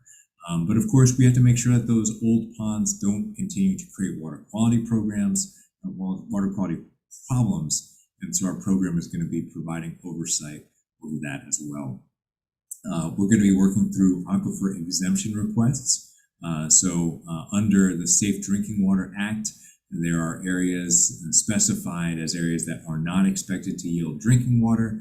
Those portions of aquifers are allowed to be exempted, but we have to double check that. You have to make sure that all the geotechnical work that justifies that exemption is done accurately. It encompasses just the area that is really subject to that exemption. So we have a full team that works through those exemption applications and provides input to CalGEM, which has state primacy over this particular regulatory area. And lastly, we have a lot of people within the oil fields program that conduct review of well stimulation projects. That includes fracking, that includes steam injection projects, which are a little more common than fracking in the Central Valley, and ensure that those projects are protective of water quality under the requirements of SB 4, which really changed the whole regulatory landscape for those type of projects here in California. The land disposal program, these are the priorities for the land disposal program. One is to revise high priority WDRs. Basically, this is the landfill program. I'll take a look at the threat to water quality, whether compliance and enforcement concerns are present at a facility, and whether the financial assurances, which is kind of the cash reserves or the other financial mechanism to take care of closure and post-closure, are adequate, and then revise those WDRs accordingly. The land disposal program has a lot of new staff in it, a lot of really smart folks that are relatively new to the water boards. That means that the managers within the land disposal program have a task of working on cross-unit and cross-program collaboration, perhaps more so than other water quality programs. So they've developed internal workshops to enhance collaboration and coordination, with a focus really on effective techniques to address challenging, reoccurring programmatic issues within the region. Again, a big deal for our water quality program here is to take on those really tough issues and find solutions, and then to propagate those solutions throughout staff so they can understand how, what our regulatory approach is. CV Salt's implementation also touches the land disposal program. Composting facilities all fall within the land disposal program. Some of those are subject to the nitrate control program and the salt control program, others are not. It really depends on whether you have a composting facility that is airtight or not. There are some composting activities that happen on permeable surfaces, others that happen on impermeable surfaces. If there's no discharge to groundwater from the composting operation, they're in good shape. Otherwise, they'd be participating in one of the options that CV Salts lays out for the facility. And lastly, the program manager for the land disposal program is working on updating the program manual to describe additional outreach to disadvantaged communities within our region. If there's going to be a project for landfill modification that could potentially affect a disadvantaged community, the program manual will be updated to enhance outreach and engagement opportunities for that community. And we'll also include some references to the State Water Board's racial equity resolution as they work on that project. Next up is the Confined Animals Program. Again, CV Salts is central to this particular program. That includes, making sure that facilities in prioritized areas work on reducing nitrate loading and providing drinking water to affected residents. We also have some of the experts within the Confined Animal Facilities Program working on reviewing those early action plans. So they're involved not just in the strict dairy regulation, but also in some of the other aspects of CV salts that involve getting drinking water to disadvantaged communities whose wells are impacted. Enforcement is a big part of the Confined Animal Facilities Program. We are prioritizing dairies with significant compliance issues and addressing ponds that are completed in groundwater, which is a pretty major regulatory effort. We're also tracking the Dairy General Order revision. As you likely know, the State Water Board has taken up our dairy program on appeal. They are conducting a thorough review of the requirements of the dairy program. Will likely issue a precedential order that will affect the dairy program, and we will have to adapt to that and essentially revise our Dairy General Order based on whatever the State Board tells us to do. And lastly, there are a lot of dairy digester projects being proposed in the Central Valley. The Water Board's role is to review the design and construction of these dairy digester projects, which almost always involve upgrading ponds and making sure that they're aligned as those projects get approved and financed. Now the Mines program. The Mines program has a couple of very kind of cool, innovative proposals that are part of it. I think a lot of it is tracking and prioritization. I hope one day that the state of California sees fit to allocate a lot more resources to the Mines program, because some of our more intractable water quality programs are due to California's legacy of abandoned mines. But nonetheless, our water quality program, the Mines program, works basically on a shoestring budget to characterize risks posed by abandoned mines and also regulate operating or closed mines within the region. We are going to be developing or continuing to develop a long-term management strategy for abandoned mine sites. We have ranked many sites according to a threat prioritization scheme. That scheme was partially an outgrowth of the very dramatic spill in Colorado that caused a lot of state agencies, particularly in the West, to reassess how they were evaluating the threat potentially posed by abandoned mines. We're going to be reviewing financial assurance mechanisms for operating mines and for closed mines to ensure appropriate financial assurances are in place to cover closure and post-closure activities at those facilities. And we're going to be assessing sites on the mine tracking list. So we have a mine tracking list that basically contains the board's assessment of many of the big mines that potentially pose a threat to water quality. There's a few sites that have not yet been evaluated. We're going to get out there and categorize those sites, the last few of those sites in fiscal year 22-23. And lastly, I'll propose kind of some of the key sites that we'll be focusing on fiscal year 22-23. Rising Star, you've heard about this mine complex before. This is the one where we have a remedial trust in place. The trust is running out of money, and we developed a strategy that we proposed to the board, I believe it was in last October, talking about what we're going to be doing with the remaining trust assets to stabilize that site as best we can, understanding that we're not going to be able to get to full closure of that site and those historic, 100+ year old mines with the remaining trust resources. Idaho, Maryland, there's a proposal in place for a mine site in Grass Valley. It is both employing some fairly innovative techniques to address water quality concerns, but has also attracted some opposition from local community groups. We are basically going to be working with all stakeholders, including the proponents of the project and community groups, to make sure that if this project does move forward, that it will ensure water quality protection at the proposed mine reopening. This is right in downtown Grass Valley. That's the mine you may have heard a little bit about. Iron Mountain Mine is probably one of the biggest Superfund sites within our region. We are going to be updating a memorandum of understanding and developing a mixing model of Keswick Reservoir to assess impacts from some of the surface water bodies due to the operation of some of the remedial measures at the mine site. At Mount Diablo, a very prominent mine, a former mercury mine that you can kind of see as you drive towards the Bay Area. That's that big mountain that you see on the horizon. Also was heavily mined for various periods of time. Going to be overseeing remedial measures, some of the remedial measures being put into place by State Parks, which owns a slice of that facility. Sulphur Bank Mine, which is a US EPA Superfund site adjacent to Clear Lake. We are working with tribal groups, working with US EPA as they try and develop a remedial alternative for Sulphur Bank. So it's a Superfund site.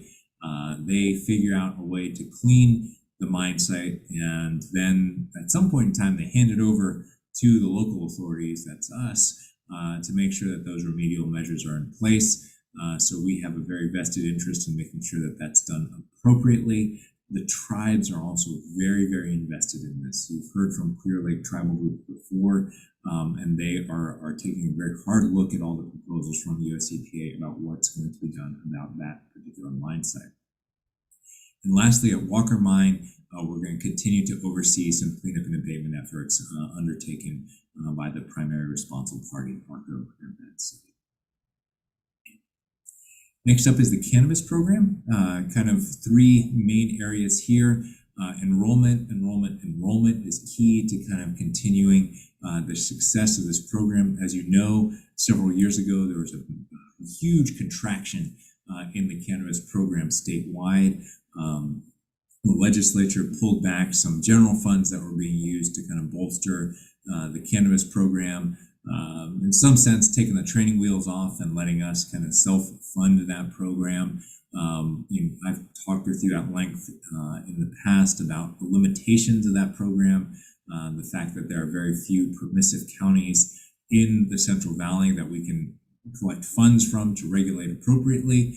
But in those counties, it's really important that all the cannabis sites that are growing are enrolled in our program, paying fees to conduct the oversight that needs to happen. Because if these sites aren't done right, they can pose some very significant water quality problems. Second, there's an enforcement of illegal cultivation. This is throughout the region, targeted enforcement in response to complaints and referrals in priority watersheds.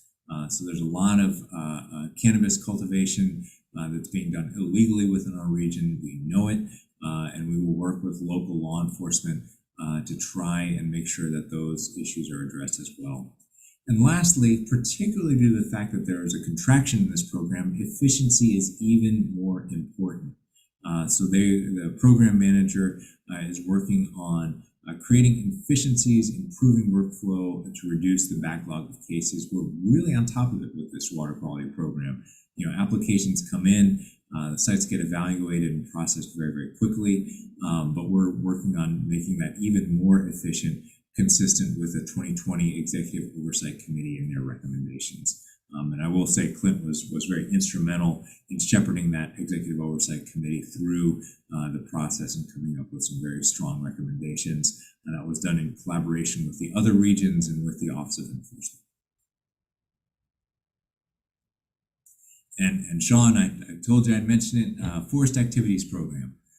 Forest Activities Program has a lot of things that it's doing. Many of those are relatively new requirements. One is to provide compliance oversight for utility companies. As we saw in that tour, when we went up and viewed some of the restoration work that was happening, I know we were on that little hillside and you heard the chainsaw buzzing all around you. A lot of that work is being performed by utility companies engaged in vegetation management and post-fire emergency restoration work. So we're also going to be tracking development of the statewide permit for utility corridor work. But essentially, it's up to the utilities to make sure that they, where they can, bury their lines, make sure that their infrastructure does not spark additional big wildfires. And so there's a lot of work. Many of it involves felling trees and doing emergency work to make sure that their infrastructure is safe. There are significant reporting requirements under AB 1492 and Senate Bill 456. Annual reports to the legislature are being required under those programs, under those statutes. And that water boards are one of the agencies that are required to contribute to those reports. And as you know, post-fire response falls very heavily on the Forest Activities Program. So we coordinate and oversee hazard tree removal projects in burn areas. Those folks also get out there to interface with DTSC and CalRecycle as they work on some of the hazard mitigation in burn areas. Next up, we are also developing a very significant federal non-point source permit. This is one that was being conducted in collaboration with Region 6. Region 6 decided they had other priorities that they needed to serve, so we are doing this largely on our own now. But federal lands, U.S. Forest Service, and BLM projects on federal lands, we are going to be developing a federal permit to address all the water quality impacts due to those activities. Also, under Senate Bill 456, in the Wildfire and Forest Resilient Action Plan, the Forest Activities Program provides support, assistance, and regulatory policy solutions for key activities outlined in the statute and the Resilience Action Plan. That includes a lot of vegetation management. That includes a lot of prescribed burning, wildfire response, habitat restoration work. And lastly, and I think this is kind of a cool project that's been many years in the works for the Forest Activities Program. They are working to get laboratory accreditation for a solid phase extraction media for sampling of pesticides. What does that mean? That is actually an automatic sampler that they can set up in a stream that detects that kind of automatically samples and detects at very, very low levels of pesticides. This is a very, very cool sampling kind of technique, sampling infrastructure, sampling device that the Forest Activities Program said, this is good enough. This needs to be laboratory accredited so that we can deploy these throughout our watersheds and better understand whether there are pesticide impacts associated with some of these forest practices. It doesn't mean enough if you set that sampler out there, you collect the samplers, but that sampling technique is not laboratory accredited. It needs to be accredited so that you can kind of take action based on what you find. So the Forest Activities Program has been working very, very diligently with the ELAP program, so that's the Laboratory Accreditation Program that the State Board runs, to get this sampling technique accredited. I'm sure you can hear a little bit more about that as we continue to finalize that accreditation process. With that, I'll pause for a minute. Special permitting programs cover a lot of ground. Are there any questions or comments on those priorities? Any questions from from board members on any of the topics we've heard so far from our executive officer? Yeah, Patrick, you might be getting to this, I see, on the enforcement program, but I'm curious. I looked over the executive officer report and I saw the number of inspections were down a bit, if I read that correctly. And I'm wondering, is that just a result of the challenges related to the pandemic? And is that anticipated to improve in the coming year? I will say, and I think you're looking at the quarter by quarter numbers. Yeah. we're going to be working on a way to essentially tell you that story a little better, because the distribution of inspections is not level. There, especially for some of the compliance enforcement inspections, the bulk of them happen when it starts raining. And so the numbers are always really, really depressed right around this time of year. It looks like we're not doing anything. We're gearing up for inspection season, basically, is what some of those look like. The big area deficiency, and we're working on this, was the major NPDES wastewater inspections. We're working on bumping those back up. But compliance enforcement inspections, I think the numbers that you're probably looking at, those look low after the first quarter, basically because a lot of the inspections happen during the winter, during quarters 2, 3, and then you kind of regroup. Varies via program area, but that's probably the biggest answer for that. It's come up in years past. We're working with Carrie to try and tell that story a little better. Maybe where we are on the curve, where we are kind of relative to past performance, as opposed to just a percentage. Looking for that 25% just doesn't quite tell the whole story. And NPDES major facility inspections are going to be bumped up in 22-23. That was one area where, US EPA, State Water Board was concerned that you may have been to some of these facilities, you go into some of these facilities, there are parts of that infrastructure that are enclosed. The wastewater is often aerosolized, so there was a worry that COVID-19, the particles were up in the air within those buildings, posing, I won't say an extreme risk, but a higher than average risk to our inspectors. So we shut that down for a little while we got some answers. It looks like, with appropriate PPE, personal protective equipment, those inspections have resumed. But that was if you look at last year's performance, that was probably the area where we could have done a little better, but there's a big explanation for that, for why we wanted to make sure that we weren't exposing our staff unnecessarily. Yeah, that makes sense. Okay, thank you. I'll move forward. These are the last kind of 3 areas. Compliance and enforcement program. So one of the things I think we've tasked Carrie with doing, and JJ as well, is working to better integrate our permitting programs with the compliance and enforcement program. This means that we are having a lot more meetings between the compliance folks and the permitting folks.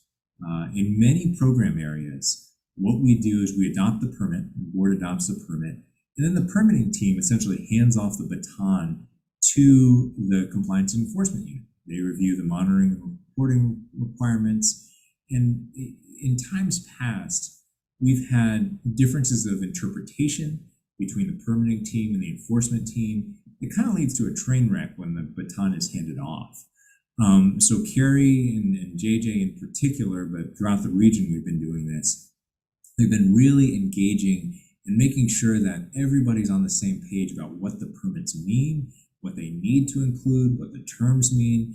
A huge effort largely happening behind the scenes, so not something that you or dischargers would necessarily know about. But it's really much better that we have everybody on the same page when the permit's issued. So we don't get into a situation where we issue the permit, the discharger then immediately gets a notice of violation and comes into our office and says, hey, wait a second, we thought we were all good. We worked out all these details with the permitting team, and now you, compliance and enforcement, have a different view of what those requirements were, what gives. We're really working on making sure that process really makes sure that the expectations are crystal clear at the front end as soon as the permit's issued. CV salts, and again, a reoccurring theme. Enforcement of CV salts is a priority in fiscal year 22-23 for the compliance and enforcement program. This includes issuing notices of deficiency, notices of violation, and development of enforceable permit language. In addition, we'll also be looking at enrollment enforcement for those facilities that are skirting their obligations under existing permitting programs. Environmental justice coordination is also a big feature of what we're going to be doing with the compliance and enforcement program. And a lot of that involves collaboration. So very often we are not the people that are aware of some of the on-the-ground concerns from environmental justice communities. So it may be the county that's hearing from them. It may be DWR that's hearing from them. We don't want to be put in a situation where we're crafting our objectives or our priorities without taking that into account, regardless of who is hearing those concerns. So we're partnering with local municipalities, we're partnering with DWR, we're partnering with other entities to make sure that communities that lack a lot of resources in many areas don't have to make their enforcement pitch 1, 2, 3, 4, 5 times, that they can tell DWR what their concerns are, and that the agencies, the state agencies, or local agencies can work amongst themselves to resolve that problem without putting additional burdens on them to say, sorry, you called the wrong phone number, it's somebody else. We'll get to it when you kind of put this together in the right format. A lot of that work has to occur within the state agencies and between the state agencies. So that's something that the Compliance Enforcement Program is taking very seriously. And lastly, this is something else that's totally behind the scenes, but is super, super important under the theory of if you can't count it, you can't regulate it, you can't kind of assess it. Business rules. Business rules are really, really important. So how we count a notice of violation, how we count a 13267, how we count a verbal notice to a discharger actually matters a lot when it gets entered into these databases. And when we're talking about thousands and thousands of interactions between our compliance and enforcement and permitting staff with dischargers. So if we kind of don't have very clear business rules about how that notice of violation is to be counted, we can get inaccurate results. We can kind of think that we're doing something well when we're not, or the reverse can be true too. We could be thinking, hey, we're not doing something good enough. We're not getting out in the field good enough.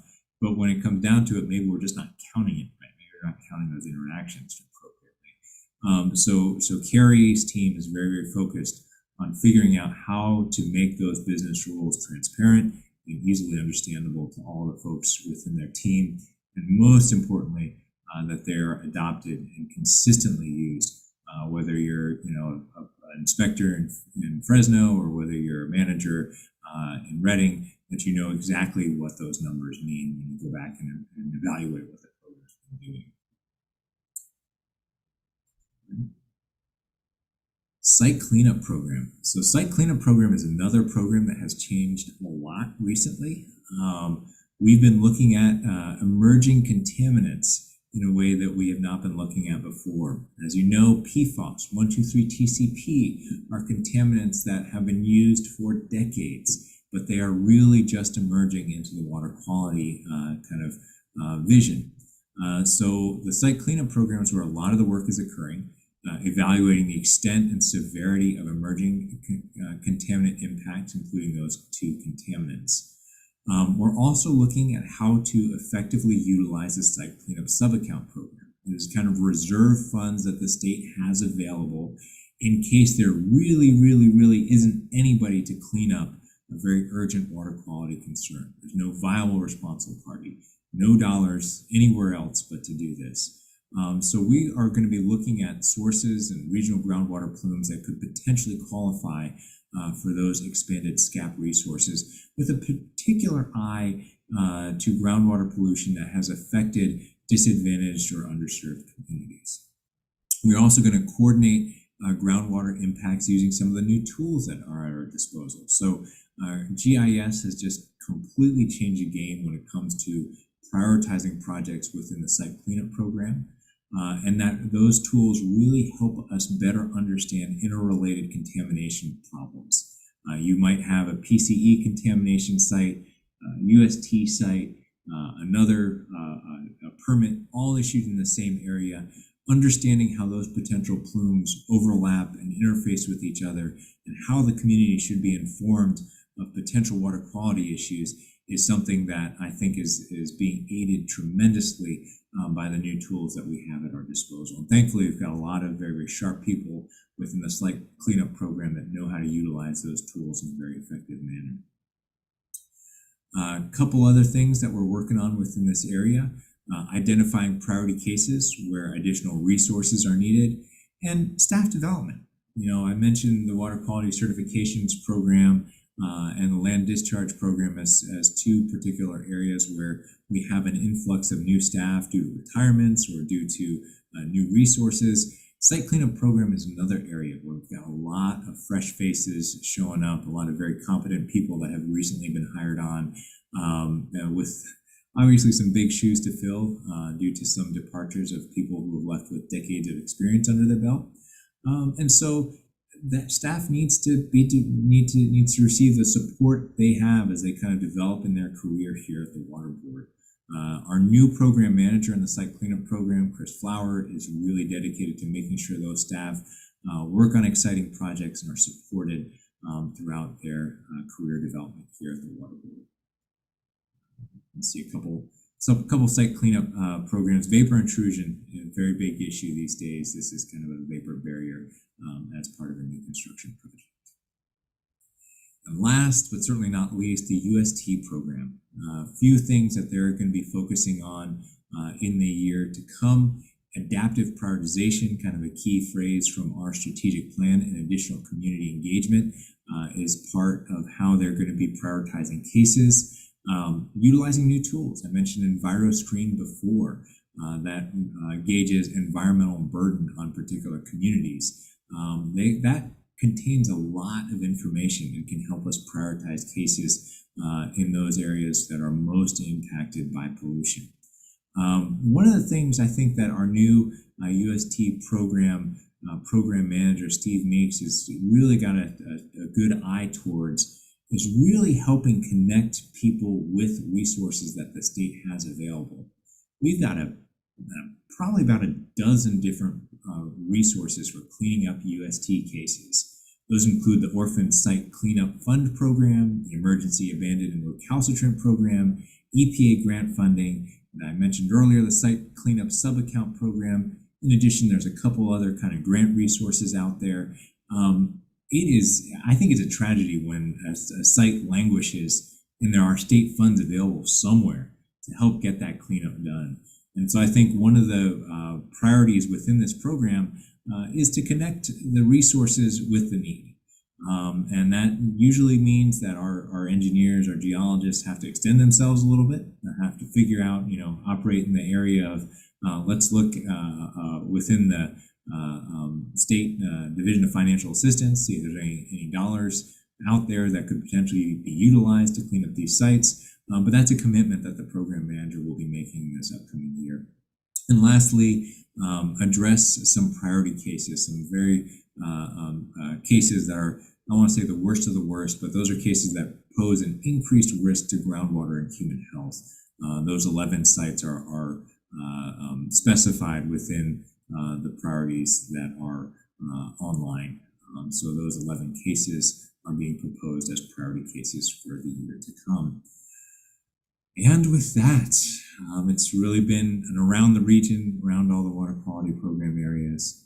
I'll take any questions, and even perhaps more importantly, any adjustments that you'd like me to make based off of those program priorities. Okay, board, are there any questions or concerns or items you'd like to have executive officer discuss regarding the water quality priority programs that's been presented? Patrick, that's a lot of information to digest, and you did a great job presenting it. I think we'd all probably appreciate a copy of those slides so we could review them and perhaps have questions at the next meeting. Absolutely, absolutely. I will say that this is the time to adopt them. So we'll be going forward and developing the work plans based off of this presentation here. But if you want to remain engaged, I just want to flag it. I think this is something that we should discuss in February. I know I've spoken to a couple of you individually. I think this process is great. The portfolio management process is really one of the key tools that we have to address accountability within our region, really adapt to your concerns. But some of these priorities, they don't change much year to year. Other programs, the priorities change radically from year to year. What I'd like to do for the years to come is potentially engage some of you or all of you in a conversation about what can be done better to help you provide more targeted input. For example, for the NPDES program, those priorities look a lot like last year's priorities. That's just what they do. And I think that's absolutely appropriate. Other areas like in particular, the cannabis program a few years ago, where it saw its resources reduced dramatically, its priorities radically changed. It resulted in a complete gut check reassessment of what we're doing, how we're doing it, where we're deploying our resources.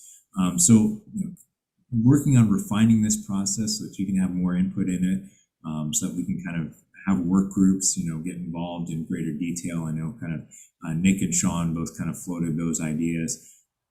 I think that's something that's absolutely worth discussing in February.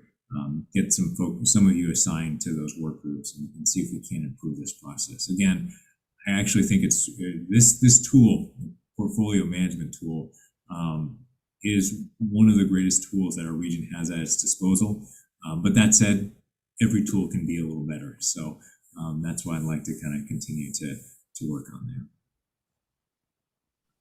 Thanks. I think it does tie in with the work group email you sent out last night or a couple days ago.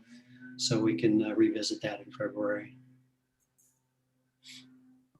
Are there any other comments from board members? I would like to say something. So thank you, Patrick. Agree with Mark there. A lot of information to digest, and you did a good job. I was thinking along the line of, if all possible and it's appropriate, because of there's so many great programs, maybe we even meet in special meeting, just the board. I don't know if that's possible or something legal for us to do within our policies, but just learn more about it and maybe, more like a workshop type of meeting and, learn more about it. I think that would be very helpful for all of us, at least for me. So. Yeah, no, I think absolutely. And that's the goal of kind of getting the work groups reinvigorated and getting some face-to-face meetings, get you out to, some cleanup sites. I recognize that, just to be honest, it's taken me years to understand what all of these programs do. And I'm full-time here, right? I've worked with this board for, going on 15 years now. And it takes years to understand the ins and outs of all of these water quality programs. And even me, I'm constantly learning about cool new projects and proposals. So I think, what we've done in the past, and certainly open to revisit it, is have board members kind of get really involved in a few issues. And certainly I think that was kind of what I was proposing to Mark is let's go through the work groups in February. Let's make some changes. Let's give you guys an opportunity to get in depth on some of these in some of these program areas. And I think that absolutely has to include some field trips too. Go out and see some sites. I know, you can't appreciate what wildfire actually is until you're standing on that hilltop and looking out as far as the eye can see at burned trees. Likewise, it's hard to kind of conceptualize all the work that was done at, say, like the Sac Regional Treatment Plant, unless you're standing on, the edge of one of those gigantic equalization basins and thinking, holy smokes, the regional board's order made them do a lot. There's a lot of concrete here right that need to happen. So I think that's kind of what we would like to be doing as we kind of return to a little bit more normalcy, after COVID-19 has kind of ebbed and flowed and we're back in a more normal posture. I will say kind of one of the work groups are probably one of the casualties to the 10% time-based cut that all of our staff went under. We operate pretty close to the bone right now, but when that extra 10% of time-based cut came in, it got really tough to do stuff like that. But I think we've got the resources and the time to re-engage on that now. So I'm hopeful that the next fiscal year, and certainly starting in February, we can have more of those meetings and more of that engagement. Absolutely. Looking forward to it, Patrick. Any other questions or comments from board members? Yeah, I have a process question here. So Patrick, did I hear you correctly that we are actually adopting these priorities? I guess when I read the agenda and was sort of taking in the presentation, I was taking it from the perspective of an informational item. Can you elaborate on that? Yeah, so the way it's set up is it's not a formal adoption. It's just, hey, we'd like, if there are areas that you want changed, we'll make the changes and kind of integrate them into the work plan. It's, a lot of this is just kind of daylighting what we're doing behind the scenes. And certainly if you want to engage more, frankly, a lot of these priorities are very much influenced by existing policies and regulations that require attention to these policies or attention to these priorities. So again, I think it's really an information item to say, here's what we're doing in these program areas. And if you have questions or say, hey, for enforcement, I'd like more resources in this area. Tell me why that can't be done. Or forest management, why do you do it this way? That's really what this presentation is all about. We can adapt in some ways and not so much in others, just because of the time-based commitments that we have. That's kind of why it's not so much of a formal process. It's not a regulation per se that you're adopting here today about what our commitments are going to be. Okay, thank you for that. I really don't have any, desire, I think, to alter any of the priorities. You've obviously said a lot there in terms of how these priorities are structured and prioritized. In terms of, are we going to hear from the public on this item, I assume, as well? I'd be curious if, there's any public comment on it. Yeah, absolutely. Absolutely. Yes, we'll go into that after board has had its discussion. Okay, thank you. All right.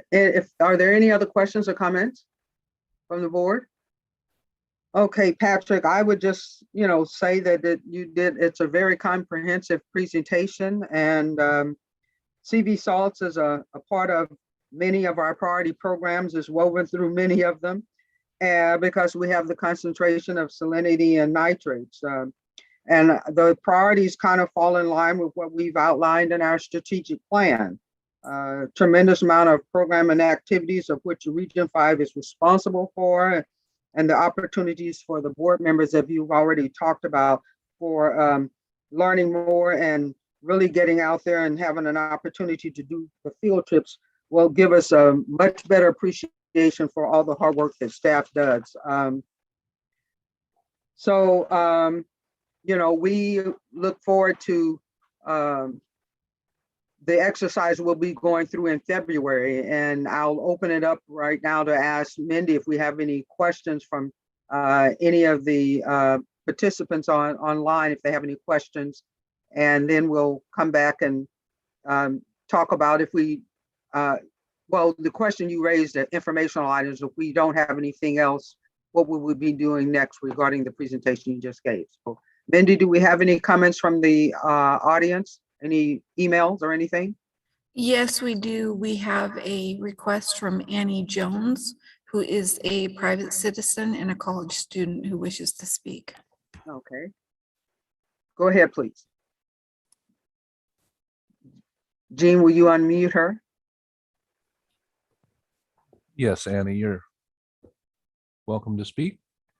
Good morning, everyone. My name is Annie Jones. I am a college student studying environmental studies at California State University, Monterey Bay, and I was born and raised outside of the city limits of Exeter. So my parents' property relies on well water, and it's within an irrigation district. And within the presentation, it was mentioned that monitoring of drinking wells on ILRP lands under CV salts implementation. So I wanted to ask, how will these wells be monitored, and how often will they be monitored for nitrate contamination? Patrick, would you, or staff? Yeah, no, I can absolutely respond to that. So definitely give us the contact information. We can make sure we follow up with the exact requirements pertaining to that particular well. But the answer is, under the Irrigated Lands Program, any facility, any farm, any acreage that's growing crops under our irrigated lands program that has a drinking water well has to be sampled for nitrates. So that's kind of one program that's working on nitrates. I don't know if that house fits in under that description or not. In addition, we have the nitrate control program within CV Salts that regulates nitrate specifically. So within priority 1 areas, and I don't know if Exeter is within the priority 1 area, it might be within the priority 2 area.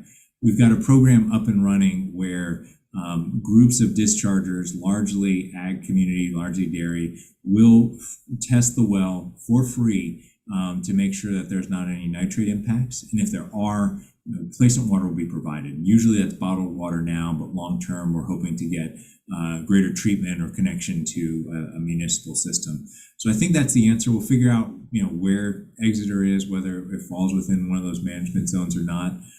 Feel free. I don't know if Mindy and the team have your email address, but if you send it to that Agenda 5, we will absolutely follow up with you and make sure that if you're due a test, we can get a test to that house.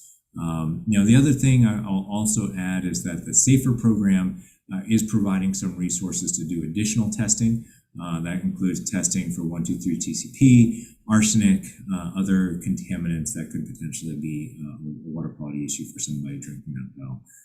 But I think, let me know if that answers your question or not, but we'll certainly follow up and make sure that any well testing that's required can be done. I think that did answer my question. Thank you so much. And thanks for sitting through this. Thanks for your participation. No problem. Thank you for having me. Yeah, Ms. Jones, thank you very much for your question. And as he said, for participating in the session. We appreciate hearing the students, future environmentalists working on many of these issues. Great question. Thank you so much. Thank you. Do we have any other participants that would like to comment? Mindy? None further. Okay. Thank you very much. So where are we now, Patrick, and how would you like us to proceed with, just based on the questions that Nick asked regarding this being an informational item? Yeah, so I've heard all of the comments. Any board member that wants to provide additional direction to myself and the executive team, certainly now is the time. And we'll go back and we'll see if we can kind of craft, if needed, modify some of those priorities. But honestly, I think there's a better way for the board members to be involved in the development of these priorities. And that's kind of what I'm proposing is in February, we convene some work groups and we get people started on getting their hands dirty and getting more involved in particular program areas, seeing cleanup sites, seeing things like that, so that we can talk about what we're doing within those program areas, as opposed to having a 10-hour discussion here about, all the program resources available for our disposal. Federal funds do this, state funds do that. Here's what we can do. Here's what we can't do.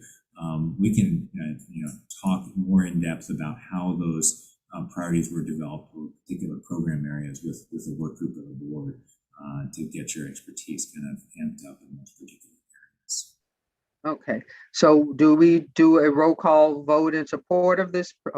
No need for a roll call. I've heard everything you have to say. Okay. If you have anything else, let me know, and we'll conclude the item. Okay. Do we have any other comments from board members? Nick, do you have any? I would just say that I look forward to those kind of one-on-ones, Patrick. I know we've been kind of having them all along, and you've been hearing from me, at least as I'm getting up to speed on some of these various programs, sort of the things I'm seeing.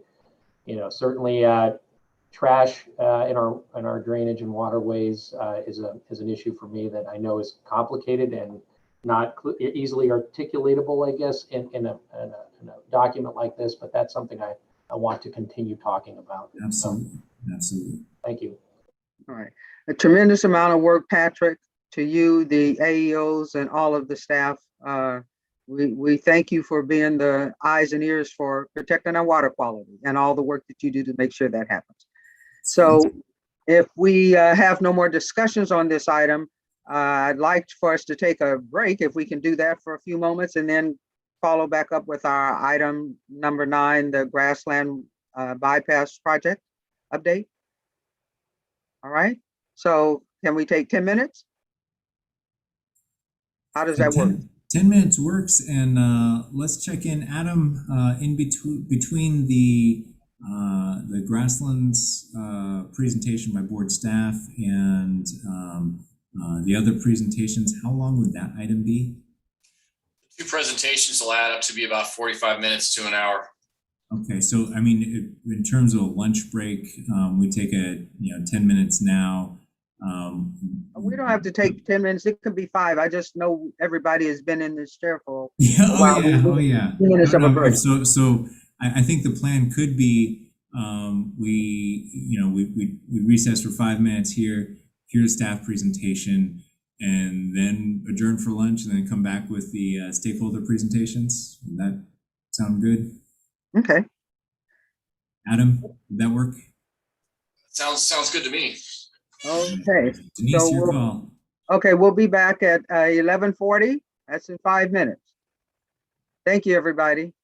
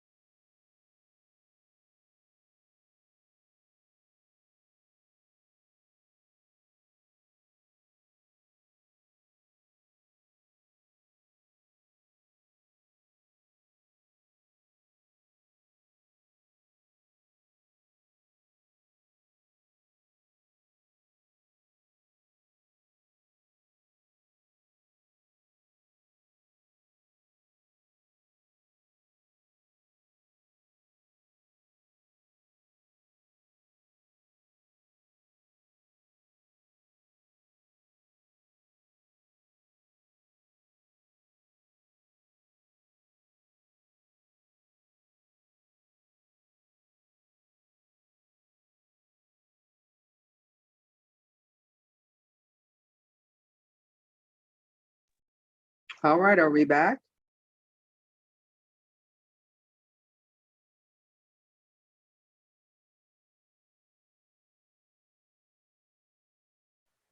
Okay, everyone's back? Sean's here. Okay, good, good. All right, we're ready to move on to agenda item number 9, the Grasslands Bypass Project update. At this time, the board will hear an update on the Grasslands Bypass Project. It's an informational item only and no action will be taken, although the board may ask questions and provide direction to staff. And following the staff presentation, we will have, I keep losing my place here. Following the staff presentation, there will be Grasslands, a presentation done by Grasslands Bypass representatives. Interested persons will then be allowed 3 minutes each to address the board. Following the presentation, we will call on interested persons wishing to comment on any items. And so at this time, we'd like to turn it over to the presenter. Ashley Peters. Madam Chair, before we get started, sorry, Ashley, to cut you off. Just a point of clarification. So I assume we're going to hear item 9, there'll be discussion, then we're going to break for lunch, and then item 10. Is that correct? Just to be clear. Yes. Okay, thank you. Yeah, if I recall, they said about 45 minutes, right, Patrick? Well, I think it may be that we break for lunch in between the staff presentation and the discharger presentation. Okay. Yeah. All right, so we're ready for the presentation.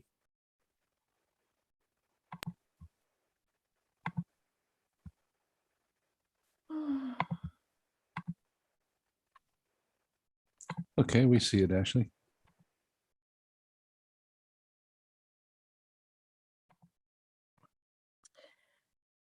Good morning, Acting Chair Kadara and members of the board.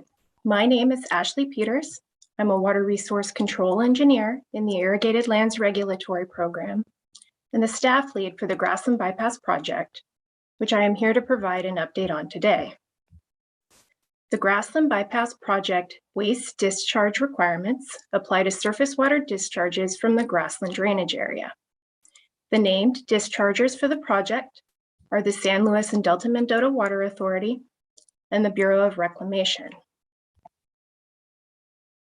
In this presentation, I will provide an overview of the project, describe the Selenium water quality objective, briefly summarize results of monitoring since adoption of the order, discuss recent project activities, and provide an opportunity for you to ask any additional questions you may have. Then I will introduce Grassland Bypass Project representatives who will present additional details about the work the dischargers are doing. It sounds like after lunch. The picture shown here is of Mud Slough, a receiving water body for the project. The Grassland Bypass Project covers the grassland drainage area shown in red on this map.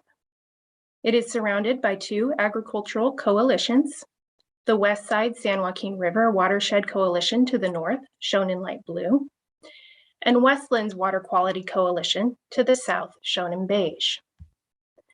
The drainage area includes approximately 97,000 acres of agricultural land and is located just south of an important complex of wetlands shown in green. Discharges from the project area flow north to Mud Slough and the San Joaquin River. Waste discharge requirements regulating surface water discharges from the project have been in place since 1998. The current order, adopted at the end of 2019, primarily addresses storm-induced subsurface agricultural drainage.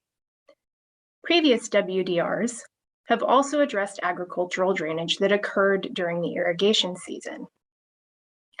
Irrigation season discharges ceased in 2014 and are now managed within the project area, primarily through reuse through irrigation of salt-tolerant crops. Selenium is the main water quality concern for the project, primarily because of its potential impacts on fish and wildlife. It is a naturally occurring element that is not used for crop production. Selenium loads from the project have been reduced by 98%. Salt is also a concern, and salt loads from the project have been reduced by 82%. The grassland drainage area is a founding member of CV Salts.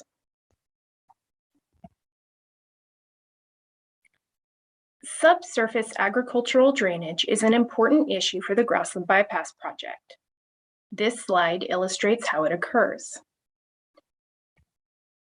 Plants get waterlogged when irrigation or stormwater combine with shallow groundwater to raise the water table. Tile drains, present under large portions of the grassland drainage area, are used to remove shallow groundwater from the root zone to keep plants healthy.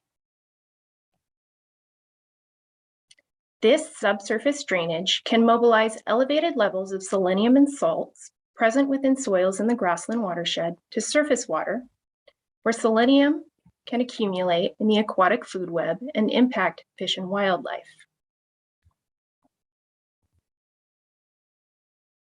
Selenium concerns led to the Grassland Bypass Project, which dramatically altered flow patterns in the watershed. In the 1980s, Westlands Water District discharged selenium-laden drainage through San Luis Drain to Kesterson Reservoir, causing waterfowl deformities and mortality.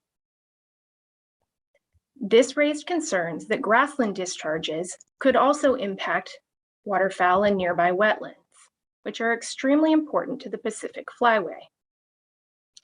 This schematic shows how the project routed agricultural drainage away from the wetlands to the Grassland Bypass Channel, which discharges to San Luis Drain, then onto Mud Slough and the San Joaquin River. This modification has limited wetland discharges to times when storms exceed the capacity of project management activities and the Grassland Bypass Channel, which is now an uncommon occurrence. By managing and rerouting the drainage, over 100 miles of natural channels and wetland supply canals, and over 60,000 acres of wetlands are no longer threatened or impaired by selenium. The Grassland Bypass Project was implemented through a use agreement between the Bureau and Water Authority. The Bureau, the owner of the San Luis Drain, allows the Water Authority, the operator, to use the San Luis Drain for management of agricultural drainage so that it can be separated from wetland channels. The use agreement is not relied upon as a regulatory element of the WDRs, although it does set some conditions for use of the San Luis Drain. Those conditions have historically included load limits and goals to achieve further reductions in discharge that promote continuous improvement of water quality in the San Joaquin River.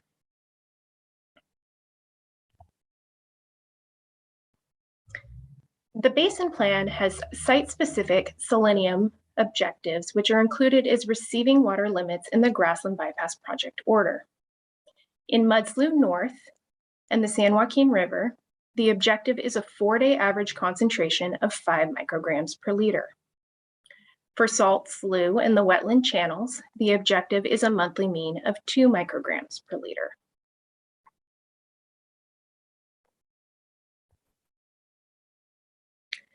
US EPA also develops water quality standards. In 1992, US EPA promulgated the National Toxics Rule, establishing chronic criterion for selenium of 5 micrograms per liter.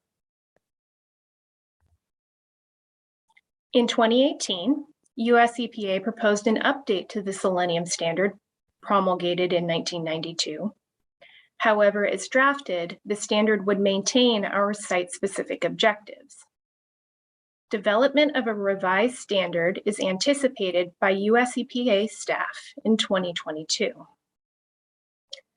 The Basin Plan site-specific objectives for selenium, adopted by the Central Valley Water Board in 1996, are compliant with current promulgated US EPA standards and would also be compliant with the 2018 draft if it were promulgated. US EPA also provides us with recommendations to be used in development of our water quality objectives. The most recent update to the recommendations was released in 2016, as shown on this slide. Additional technical support documentation was also released this fall. The LODIC water column value is the most comparable criterion to our site-specific objectives. However, the difference in averaging periods, 30 days versus 4 days, does not support a direct comparison of the values. We continue to monitor developments at US EPA and elsewhere to stay current with evolving recommendations. This slide shows the Grassland Bypass Project monitoring locations. Discharge flows from the southeast to the northwest through the Grassland Bypass Channel to the San Luis Drain, then Mud Slough, and the San Joaquin River. The order requires year-round monitoring to assess compliance at the locations shown in yellow. Seasonal monitoring is required at the locations shown in blue when storms may overwhelm the Grassland Bypass Channel and divert commingled flows to wetlands. Westside San Joaquin Coalition also conducts year-round monitoring at the green locations, which are located upstream of Grassland Bypass Project discharges.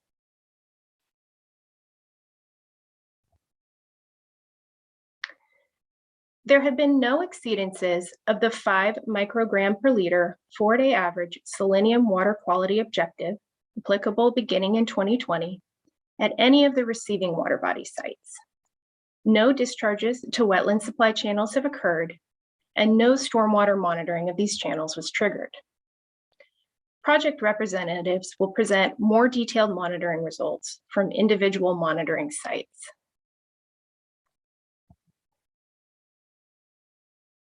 An updated drainage management plan was submitted in December 2020. The drainage management plan describes how the dischargers propose to meet water quality objectives and specifies controller treatment measures to manage constituent loads. After a 45-day public comment period, comments were provided to the dischargers and a revised plan was approved by the executive officer in June 2021. Annual updates of the drainage management plan are required. The first annual update is due in April 2022. The dischargers will also provide an update on their implementation of management measures in their presentation today.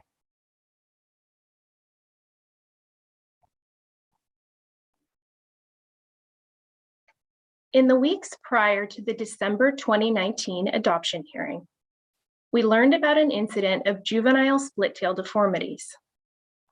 Research into the split-tail deformities was presented at the State of the Estuary Conference held that year. The deformities occurred in a cohort of fish collected in 2011 and are potentially attributed to selenium in the San Joaquin River. Shown on the left is a close-up of one of the deformed fish. On the right is a picture of the cohort with fish displaying spinal deformities marked with a red dot.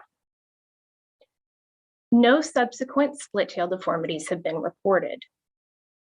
Several meetings with the researchers, dischargers, and sister agencies were held in early 2020 to discuss the research and identify outstanding questions related to selenium impacts to split-tail.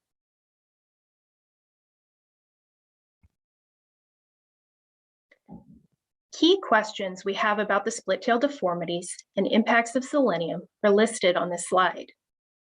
They are the split-tail deformities continuing to occur? Are they attributable to selenium discharges from the grassland drainage area? And last, are the site-specific selenium water quality objectives adequate? 2 efforts are in the works to help us gain a better understanding of selenium impacts, an order for technical and monitoring reports, and funding for additional research. A 13267 order was issued by the executive officer to the Water Authority and Bureau in February 2020. This order requires a review of all available fish tissue data for the grassland watershed in comparison to US EPA's draft aquatic life criteria and Office of Environmental Health Hazard Assessments, or OEHA's, human health reference values. This order also requires a report on water column numbers, initially including estimated protective water column concentrations modeled based on existing data, and then providing updated model outputs based on monitoring results in a second phased report. This order requires a forward-looking comparison of existing data to draft criteria proposed to apply around the objectives for this project. It is a lot of data, including data not owned by the dischargers, which has not necessarily been organized in a way that allows outsiders, myself included, to easily evaluate it. This effort also requires monitoring conducted in concurrence with the National Marine Fisheries Service that the dischargers have never performed before to help us better understand selenium impacts and model protective water column concentrations based on how selenium affects specific fish, similarly to how the US EPA's performance-based approach would apply. The dischargers have undertaken this effort gracefully, although it is challenging and they are not the only source of selenium to the San Joaquin River system. The dischargers continue to work closely with Water Board staff and National Marine Fisheries Service staff to make sure that the work being done provides value and gets at difficult questions around this issue.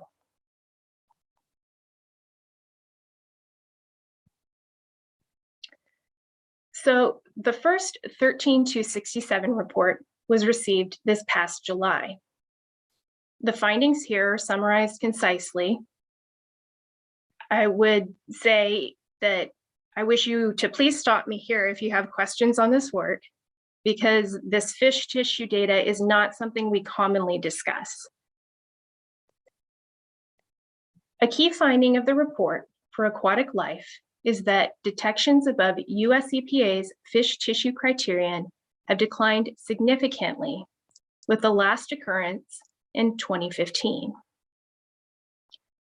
For human health, a key finding is that of more than 400 fish mussel samples reviewed from mud slough in the San Joaquin River, only 6 were measured above OEHA human health reference values based on consumption of 3 8-ounce servings of fish per week, with the last occurring in 2003. Staff has requested that an additional comparison of fish tissue data to the most conservative OEHA advisory tissue level for 7 8-ounce servings per week be included in a revision of this first submittal. And last, initial modeling of estimated protective water column concentrations for specific fish species ranged from 2.05 to 6.70 micrograms per liter.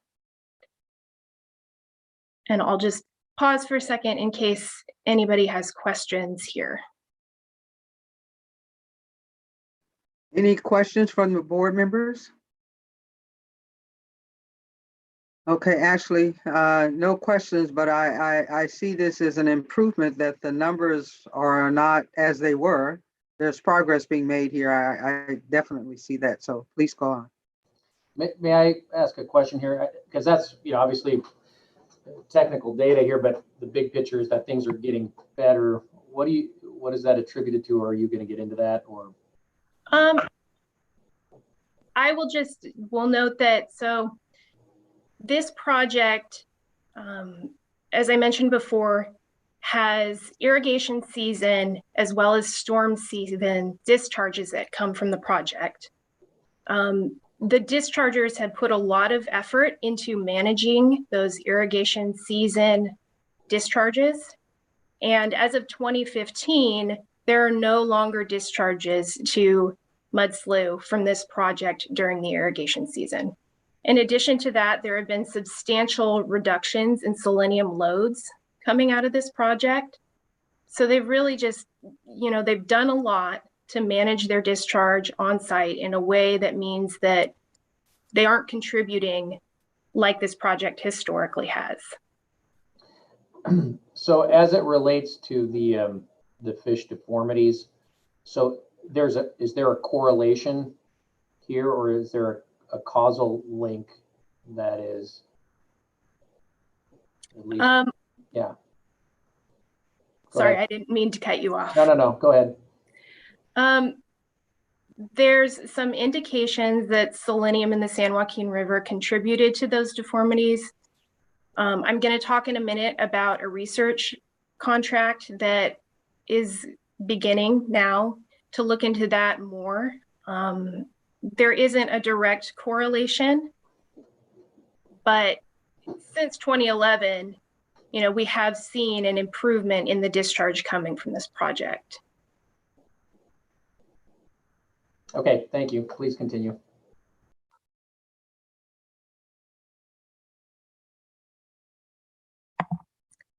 Okay.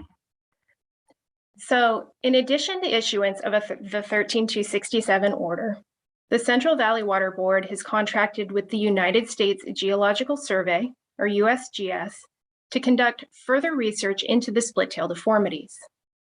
The research contract includes collection of split-tail with visual examination for deformities to document whether they are still occurring, archival of the fish for future laboratory analysis, and publishing of metadata for the samples to be made publicly available. Fish biologist Fred Farrer is the contract representative for USGS and one of the authors of the research papers that identified the split-tail deformities.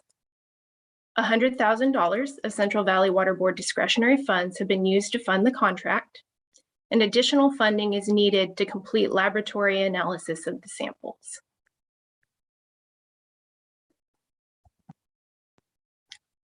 Recalling our key questions, are deformities still occurring? Are they attributable to project discharges? And are the selenium objectives adequate?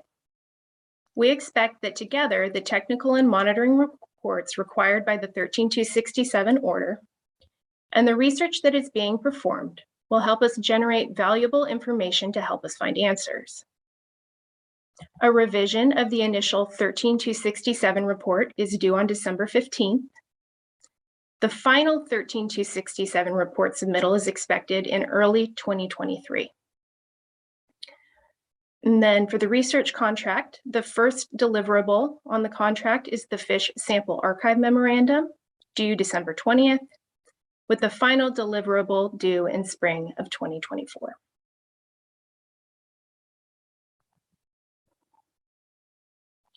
Several steps have been taken to provide opportunities for public input and involvement with the project. After the 2019 adoption hearing, instructions on how to subscribe to the Grassland Bypass Project LIRIS list were emailed to commenters. LIRIS list subscribers were notified of the stakeholder meeting, which was held this past January, as well as of the public comment periods for the Drainage Management Plan and the 13267 report. In addition, a separate email blast with this information was sent to interested persons. Topics discussed at the stakeholder meeting included an overview of the Grassland Bypass project, discussion of the Drainage Management Plan and monitoring results, the Executive Officer's 13267 order, and the split-tail research. Today's information item serves as the annual stakeholder meeting for this winter. The next stakeholder meeting will be held in winter 2022.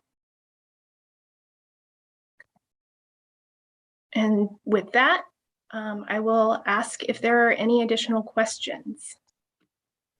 Let me ask the question. You had mentioned the issue of more funding to complete the lab samples. Did that occur, or is there still the need for that funding? There is still the need for that funding. So the money that has been put towards this contract will allow field sample collection, as well as evaluation for visual deformities in the fish, and then storage of the fish for future laboratory analysis. So to take fish tissue concentrations or do any of that processing will need additional funding. Do you have any idea what that funding amount might be? Not at this time, but I could talk with the researchers and see if they have an idea of what that would look like and follow up with you. Okay, thank you, Ashley. Our questions from board members. Yeah, Ashley, I recall from the meeting back in 2019 that there were some public comments presented at the board meeting. And I'm curious what kind of a turnout did you get at the last public hearing and what kind of comments were received? So at the adoption hearing for this order in December 2019, we had quite a few commenters attend as well as provide written comments. Some of the main concerns are around the water quality objective for selenium in Mudslue and the San Joaquin River not being protective enough. And then there was some additional concern about human health risks downstream in the Delta area. So this work that we're doing, the 13267 order, that's a review of all available fish tissue data, an evaluation of some of that draft criteria and other human health reference values, is allowing us to look and see how that historical data is stacked up to those concerns. We also previously had a performance goal for selenium out of this project through the end of 2019 of 15 micrograms per liter.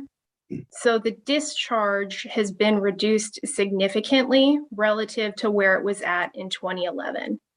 And we're continuing to evaluate those concerns to see if the split tail deformities are continuing to occur, if there's indication that our objectives not protective enough at 5 micrograms per liter. And fortunately, at our last stakeholder meeting, we had very good turnout and very productive conversation with some of those interested persons. Okay, good. Yeah, I was curious if they were still tracking the progress of this program. Yes. Okay, thank you.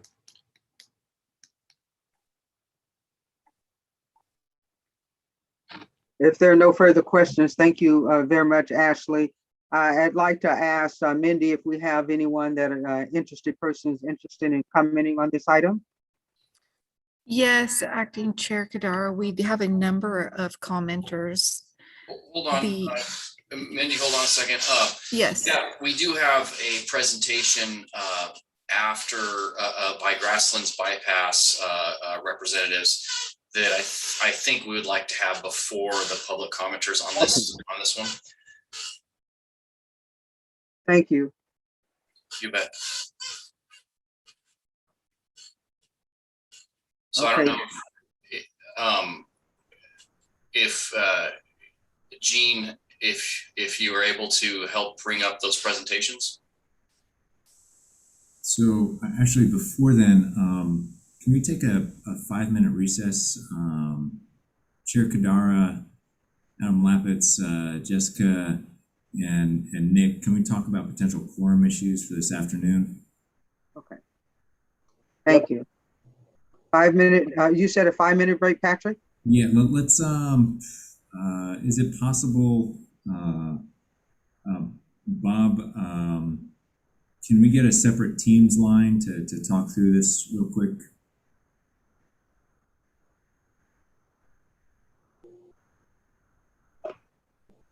Sure, we could schedule a Teams meeting. All right, so we'll need to have this discussion real I'll go work on it right now. If we could take about a 5-minute recess for everybody else.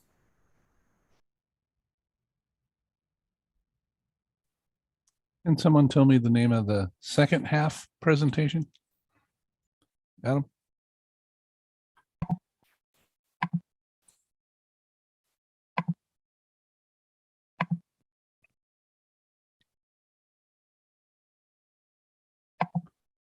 Not sure I have a copy of that. Jean, Yes. the title of the presentation should be Draft 12-9-21 LTSWP workshop presentation. Very good. I have that. It's no longer draft.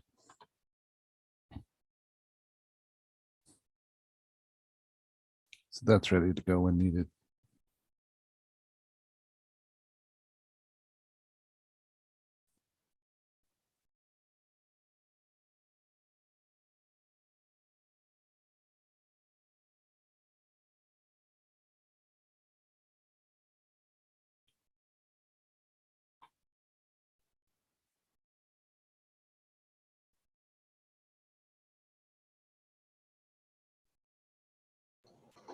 Bob, are you sending out a Teams invite? He is creating that as we speak. Okay, thank you.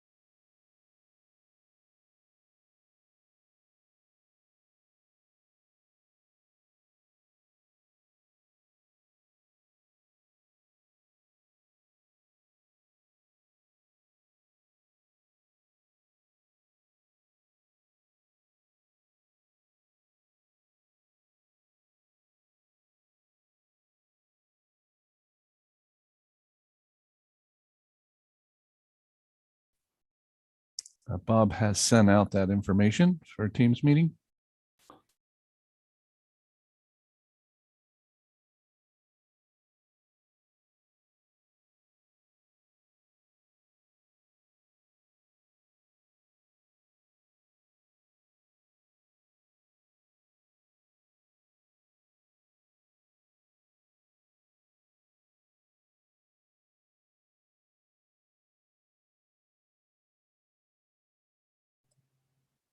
I haven't seen it yet. I haven't received it yet.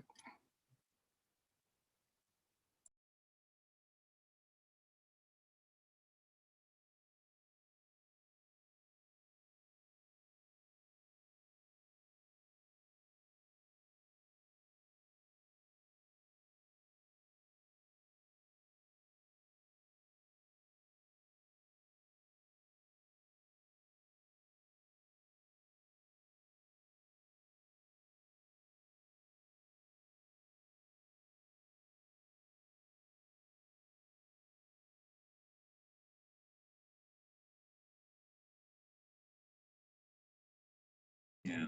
I just sent to your account, Sean. Herman and Ryan.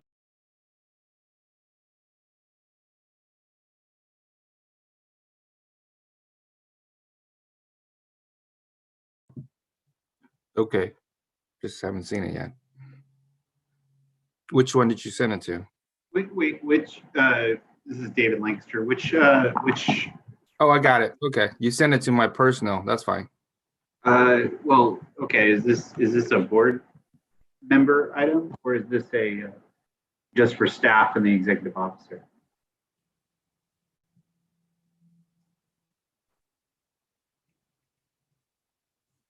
Just so we're clear, I'm not just jumping in here.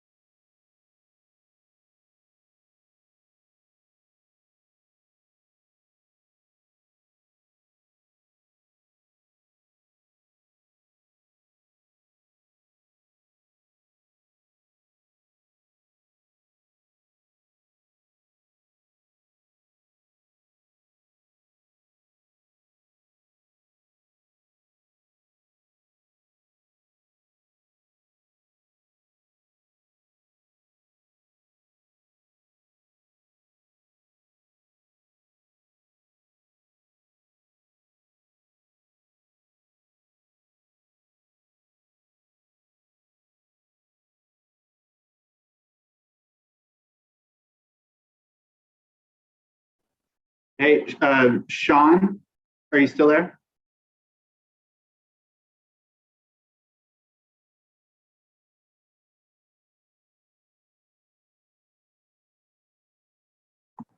Sean?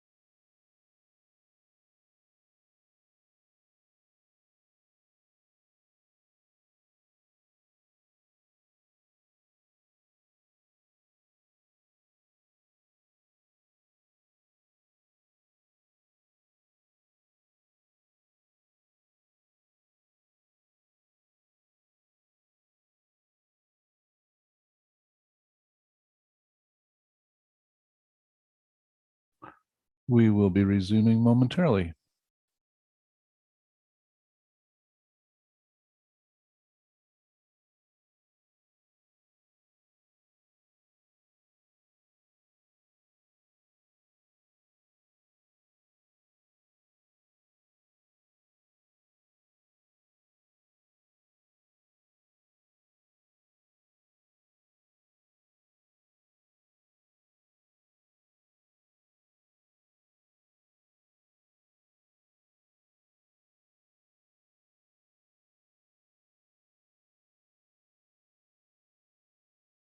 Okay, are we back in session?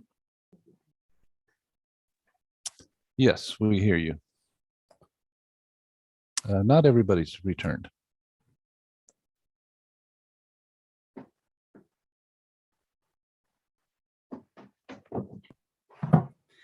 Sean's here.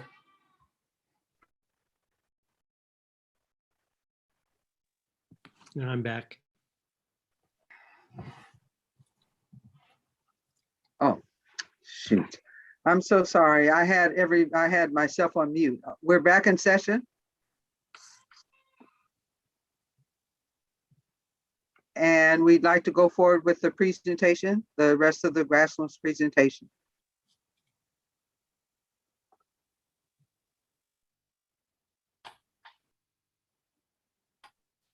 I have that queued up, ready to go. Thank you very much, Jean.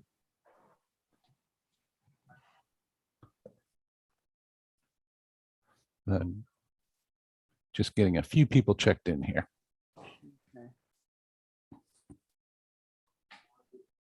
And if I can, I will say it's David Corey, a farmer in the Grassland drainage area, and Chris Linneman of Summers Engineering, who will be providing the dischargers presentation.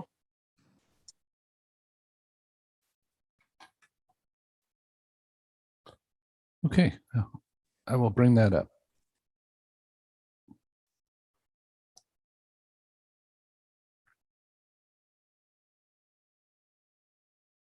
And should be displayed.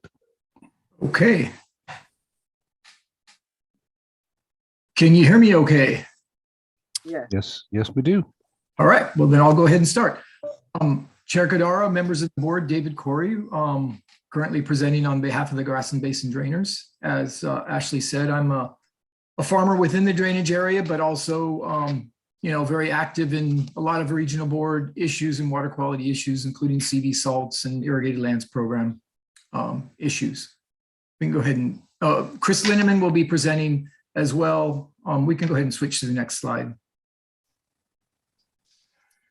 So I'll be presenting the first part of the presentation, the history of the Grassland Bypass Project and a summary of sort of our operational objectives.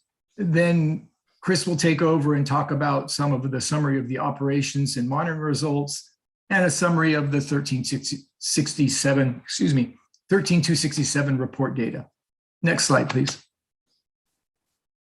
I'll spend a little bit of time on this. Ashley showed you a similar map and presentation of the schematics of this.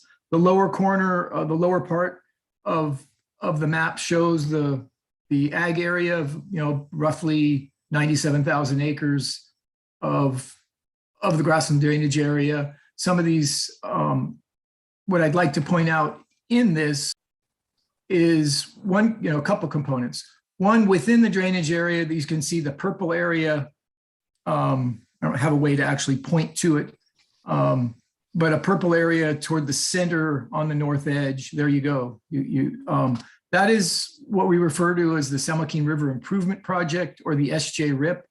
That's a reuse area that's been integral for how we deal with our irrigation-induced flows during the summertime. We grow salt-tolerant crops and those sorts of things to be able, rather than discharging it to the river, we're using it in that area. So I just wanted you to see that where it is represented. Also, these channels, Ashley talked about all these historic drainage channels where we discharged through all the blue moving toward the north out of the drainage area. That's where we historically had drained to the San Joaquin River. After the Grassland Bypass Project, we actually diverted out of those channels, except in very extreme wet events. We went through a bypass channel into the San Luis drain that wasn't currently being used, and it bypassed all of those channels and directly went to Mud Slough. So a couple of things to look at in terms of monitoring sites that Chris will be looking at, and he'll talk about it as well. But at the upper left-hand corner of this map, there's site N, that's Crow's Landing. That's in the San Joaquin River downstream of the Merced. As we work up, there's site R, which is in the Merced above or in the San Joaquin above the Merced. And then we have site D, which is in Mud Slough. Site D is sort of downstream of the discharge of the San Luis drain into Mud Slough, and sort of our main compliance point for discharges into Mud Slough. But if during our presentation you have questions when we start talking about different sites and are wondering which site we're talking about, feel free to ask us. That also goes for, if you have questions throughout the presentation, either mine or Chris's, feel free to interrupt us during the presentation with any questions you might have.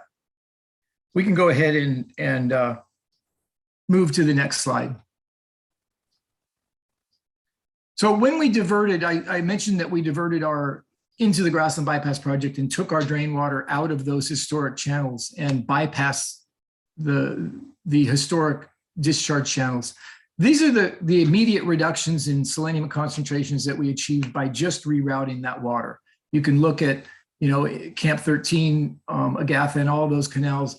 The concentrations immediately dropped just from rerouting the plumbing. So there was major benefits to the grassland areas, to all of those channels immediately, which is important to note. We can move to the next slide.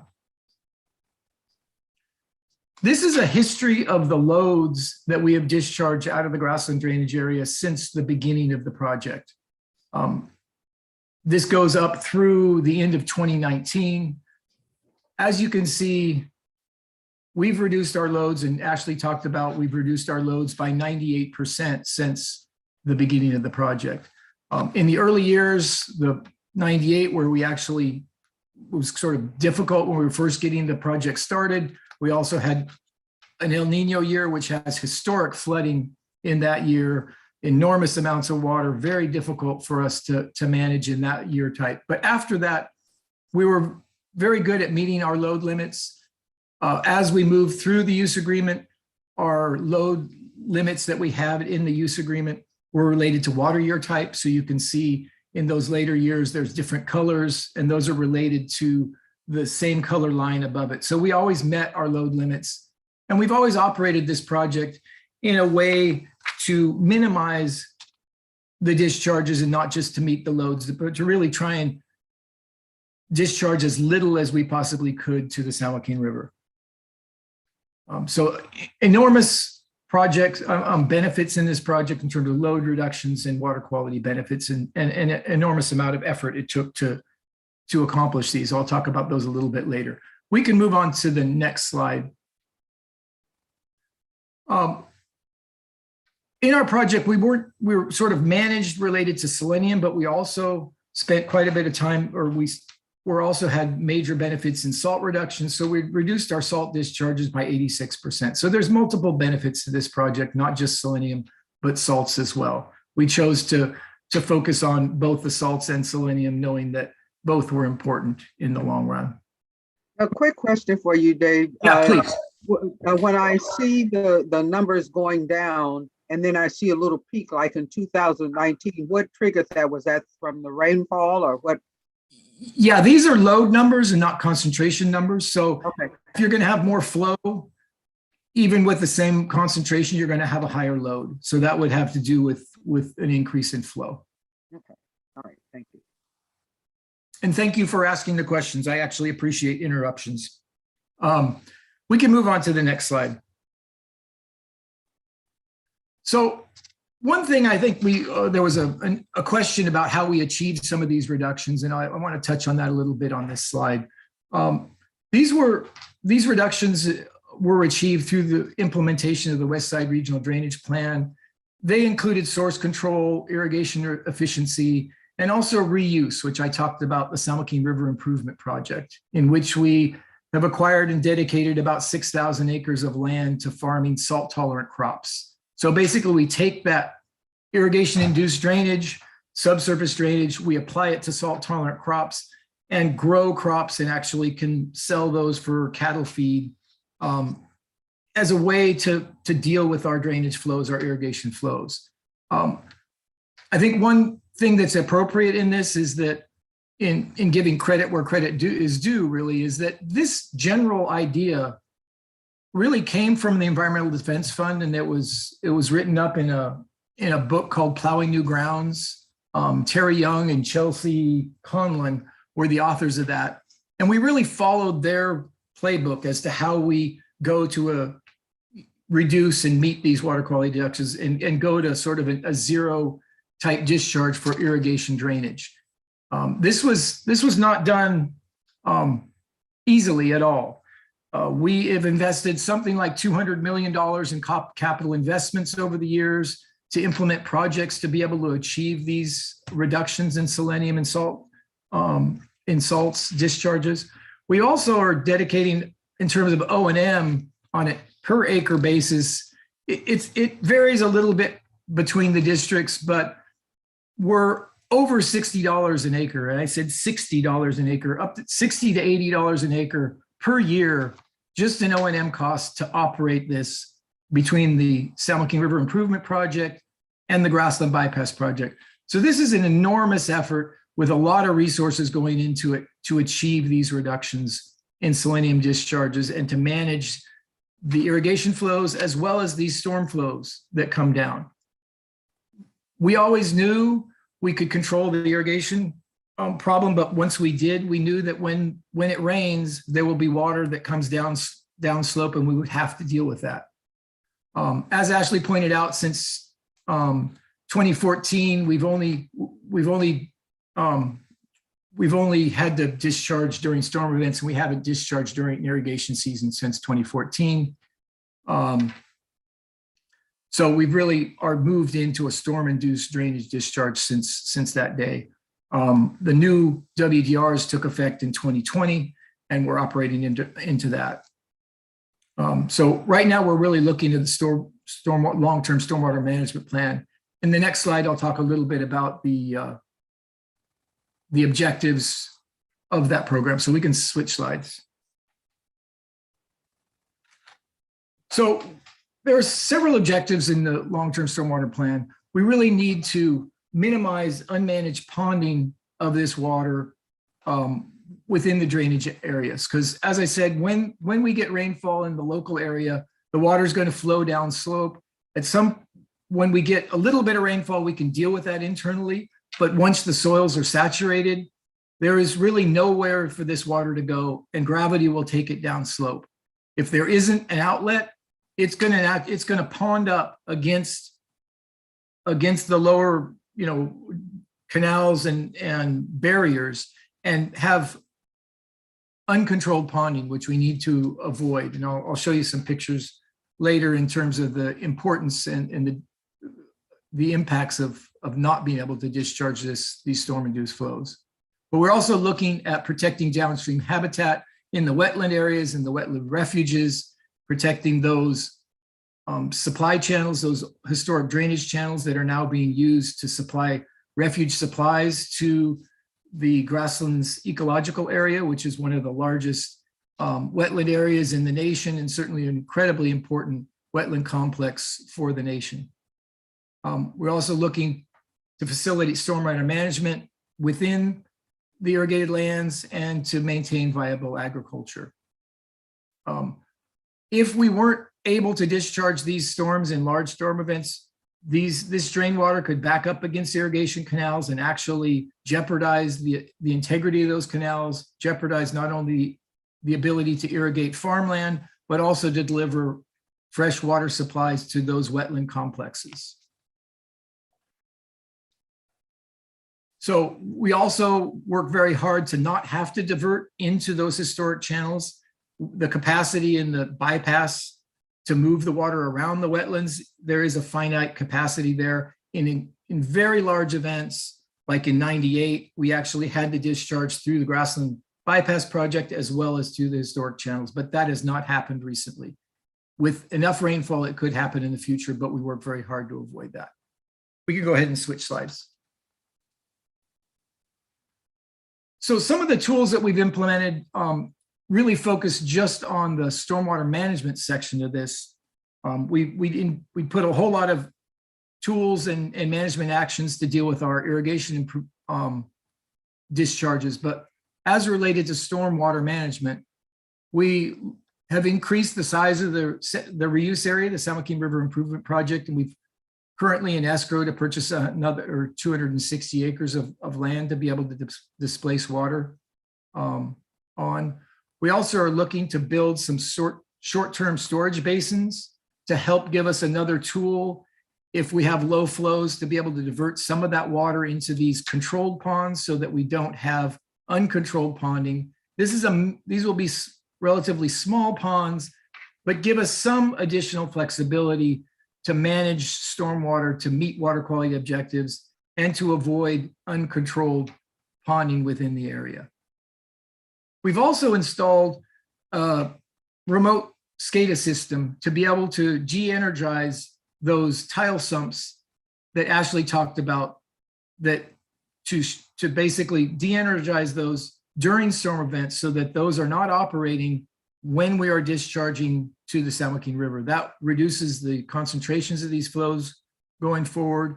We have put those remote shut-off systems within all the sumps. We're having a little bit of problems in getting a tower to be able to actually have them fully operational for, I think 70% right now. We have 30% of them, but we're looking for permitting to actually put a tower in to be able to send the signals to shut those off.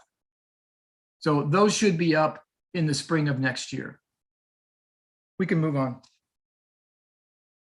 to the next slide. There you go. So I'm going to talk a little bit here about what happens in storm events and the importance of being able to discharge this water when it rains, when we get sufficient rain that we can't handle it internally. As I said, when it rains enough, the soil's profile gets saturated, this water starts running downhill. I'll show two sets of photos here in the next couple slides. The 2019's photos will come first. That's sort of a typical event. The 2018 photos that I'll look at later are showing what could happen if we didn't have, it's sort of an example of what could happen if we didn't have an outlet.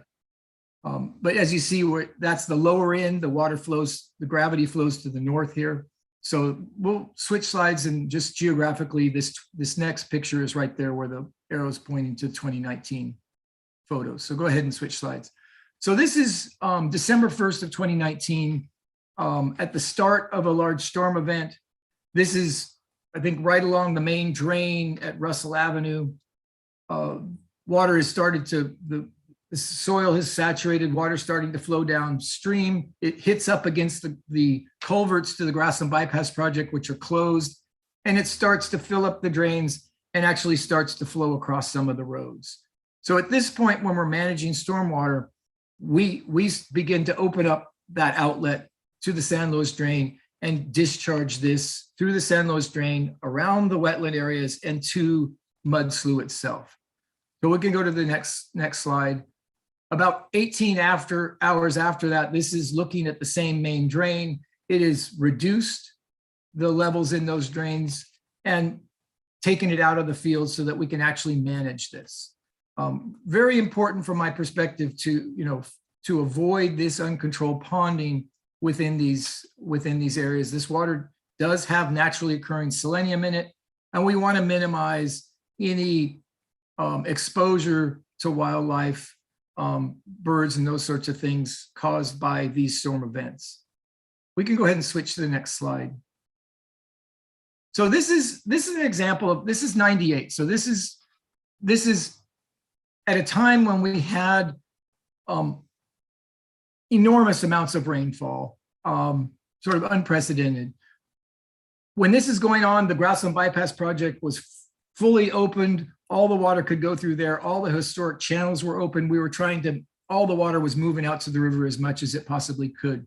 But it shows really what we're looking at and what could happen if we don't have an outlet for these storm-induced flows.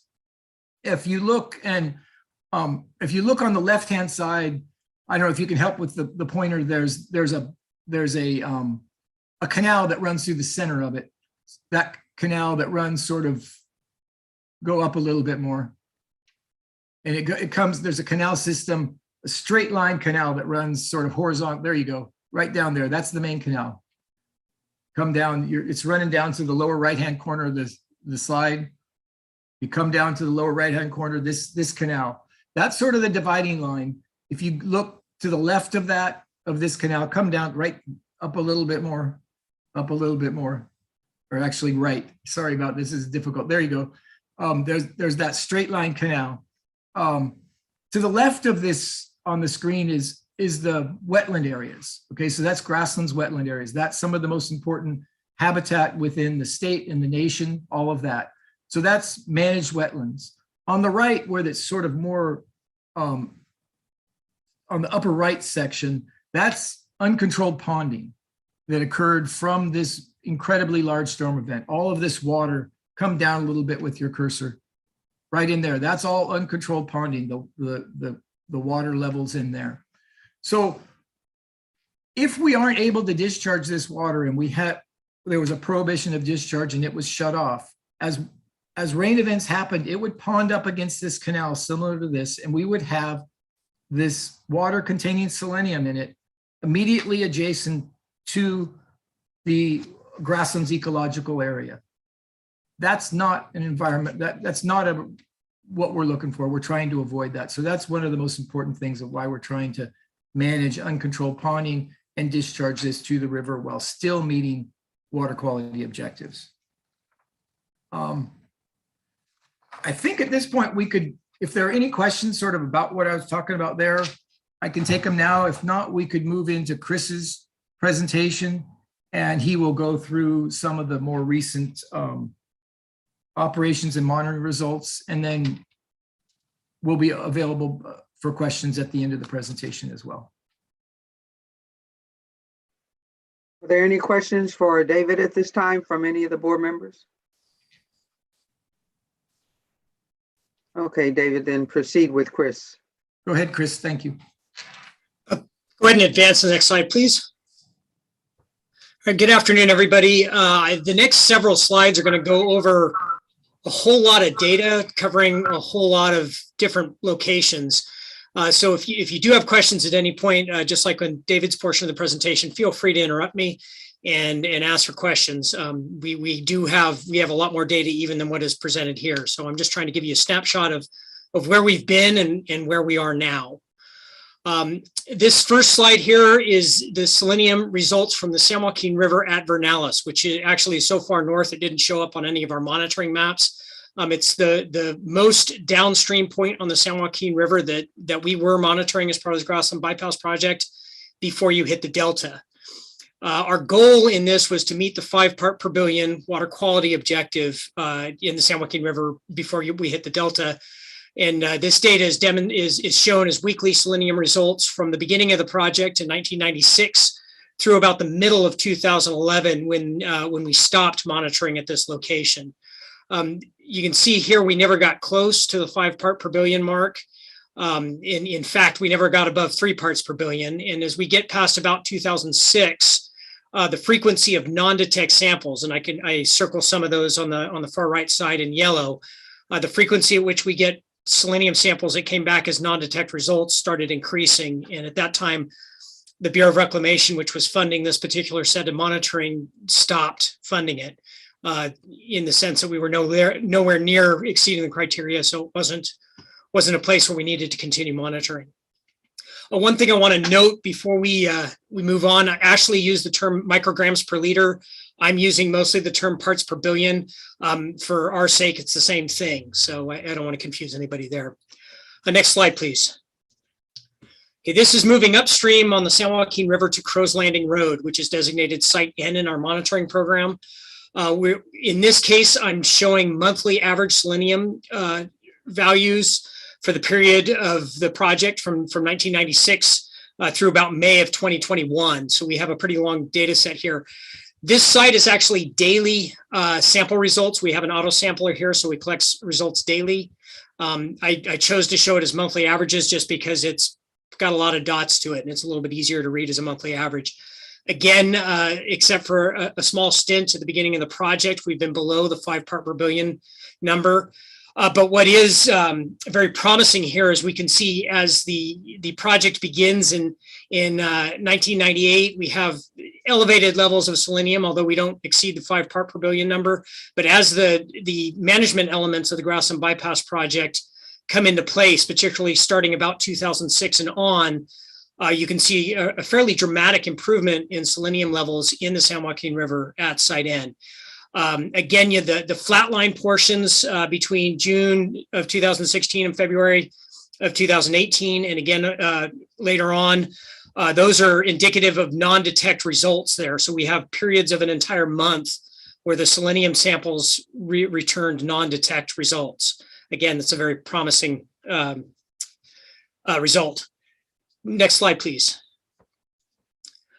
Okay, moving further upstream, we have the San Joaquin River at China Island. This site is upstream of the Merced River. The previous 2 sites were downstream of the Merced River. So we don't have the advantage of any dilution from the Merced River coming in at this location. And it's less than a mile downstream. I think it's less than a mile downstream of the Mud Slough confluence with the San Joaquin River. So this would be the point on the San Joaquin River where our discharges into Mud Slough and Mud Slough's discharges into the river have the greatest impact in terms of concentration. These are weekly grab samples. And again, the criteria here is a 5 part per billion 4-day average. We've been able to stay below that for the period of record of monitoring at Site R from 14 to 2021. And again, after 2016, we're able to stay below the 2 part per billion goal. And this is actually referred to some of the goals in the use agreement. This is one of them where we've self-imposed a 2 part per billion goal in portions of Mud Slough and the San Joaquin River, as more or less to give us an incentive to see what we actually are capable of doing rather than just simply meeting the water quality objectives. Again, here we see the flat line numbers below the 0.5 mark. Throughout the whole period of record, those are representative of non-detect results. And after about the middle of 2018, actually since before 2018, we're able to stay below 1 part per billion, which is again very encouraging news, pretty much as a result of a fairly extensive effort on the part of the Grassland Drainage Area to get control of this. Next slide, please. Moving further upstream and now into Mud Slough, these are the monthly average selenium results of Mud Slough at Site D, which Site D is a little bit downstream of the outlet from the San Luis Drain, which would, of course, the San Luis Drain is the discharge point from the Grassland Drainage Area into Mud Slough. These are represented, Mud Slough samples were weekly prior to 2019. And so I summarize these as monthly averages, again, for simplicity. This does a really good job of demonstrating the impact of the Grassland Bypass project in Mud Slough. We have fairly high monthly averages at the beginning of the project, getting almost up to 70 parts per billion. By 2009, we see a very substantial reduction in those values. We get 1 or 2 that are near 40, but for the most part, we're now below 20. And then by 2015, we're very close to or below the 5 part per billion mark on a monthly average. We did not have daily samples at Site D for most of this record, so the 5-day or the 4-day 5 part per billion average is a little difficult to calculate, and essentially any results above 5 part per billion would be above that limit. After 2019, well, let's go ahead and advance to the next slide, and I'll show that. So in July of 2019, we installed an auto sampler at Site D. So now we're capable of getting daily sample results for selenium at Site D. This graph shows those daily sample results summarized as 4-day averages, which is the water quality objective criteria. And demonstrates that since the implementation of the 2019 order, we've been able to comply with the 5 part per billion 4-day average number. And in fact, for a very large chunk of the time, we are well below that number. The green lines on here show the flow over Site A. And so if we reach all the way back to the beginning of Dave's presentation, site A is the point that measures discharge from the grassland drainage area into the San Luis drain. So site A is our discharge from the grassland drainage area. You can see that there are just a handful of spikes. Most of these spikes last a handful of days, and they are all as a result of storm events causing excess flows that we have to manage and discharge. So far, we've been able to do a pretty good job of meeting the water quality objective and have been quite a bit below it. Next slide, please. Chris, Yep. before you go to that, so in December 2020, that was from storm flows. Actually, Acting Chair, if you could give me a minute, I'll get into that one specifically. The short answer is no, but I've got another graph that I want to talk about that on. Okay, perfect. All right. Okay, so again, talking about the goals that we've imposed in the use agreement, this is still the mud slough daily data, but this time we've summarized it as monthly averages, which are the dashed white line, and then the 7-day averages that are much more sharp. What we can demonstrate here is on a monthly average, we're able to stay below our 2 part per billion goal. The 7-day average is not as much, but we're still substantially below that 2 part per billion goal for most of the time. So we're seeing some pretty good results from the stormwater management practices that we've been implementing. On top of that, what's worth pointing out is that we've established a number of physical projects that we're in the process of implementing for long-term stormwater management. None of those projects are completely implemented at this point in time. Some of them are partially implemented, but most of them are in the design phase or pre-design phase. So in all likelihood, things are going to get better moving forward with what we'll be able to bring online in the future.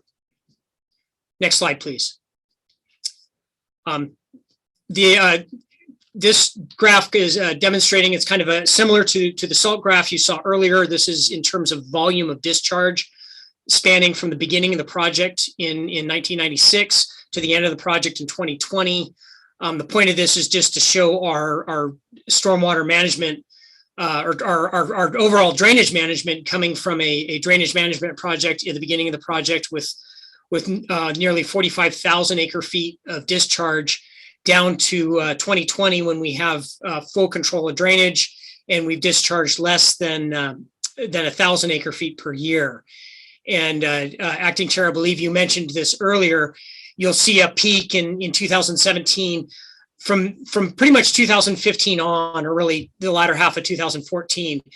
Discharge is now a function of how wet the year is. It's not a function of our ability to control drainage. We've got complete control of drainage. So if we have a very wet year, we're going to have a larger volume discharged. If we have a dry year like we saw in 2020, we have a much smaller volume discharged. Any questions? No. Okay, next slide, please. Okay, so Acting Chair, I'll address your question here. Actually, there was a discharge right at the beginning of December 2020 that is not associated with rainfall, and it was a result of a levee failure on one of the Central California Irrigation District canals that is adjacent to the San Joaquin River Improvement Project. It's actually their main canal, and as the name would imply, this is a massive major canal feeding not just CCID but also Grassland Water District and a number of smaller water district. The canal spans from just north of Mendota almost all the way up to the city of Patterson. So it's a huge canal.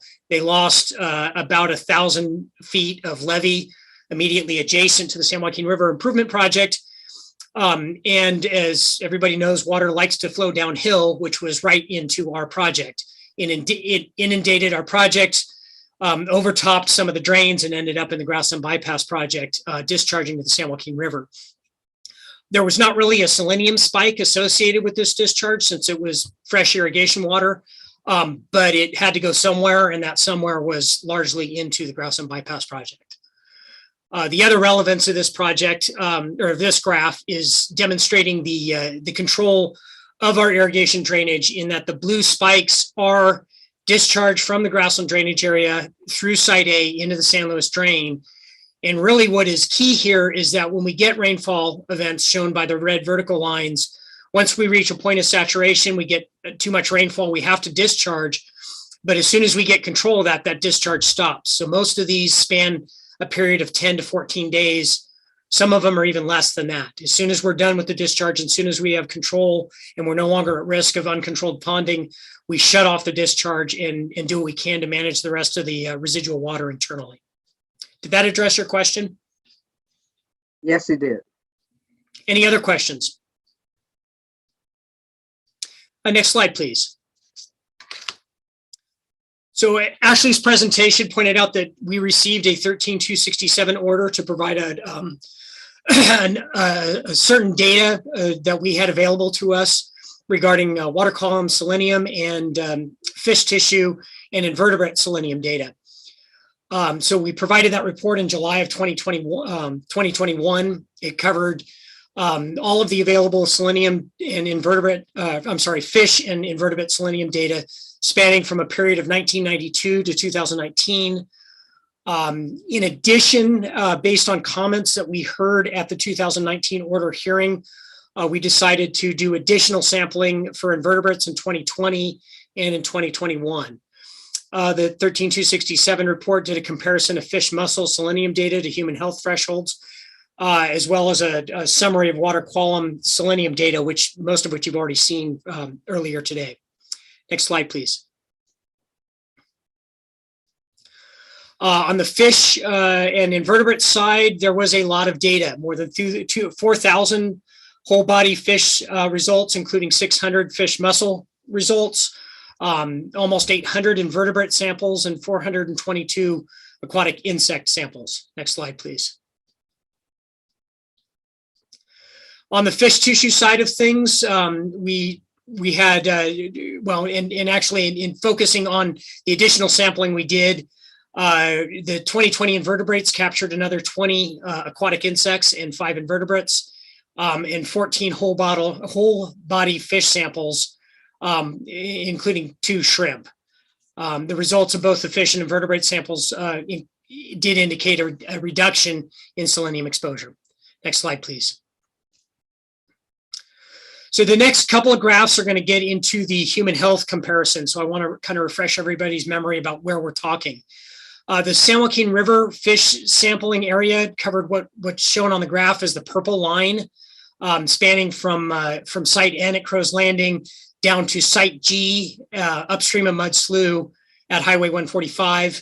And then the Mud Slough fish sample area spans from just before the San Joaquin River all the way back to Site C, which is upstream of the San Luis Drain. Next slide, please.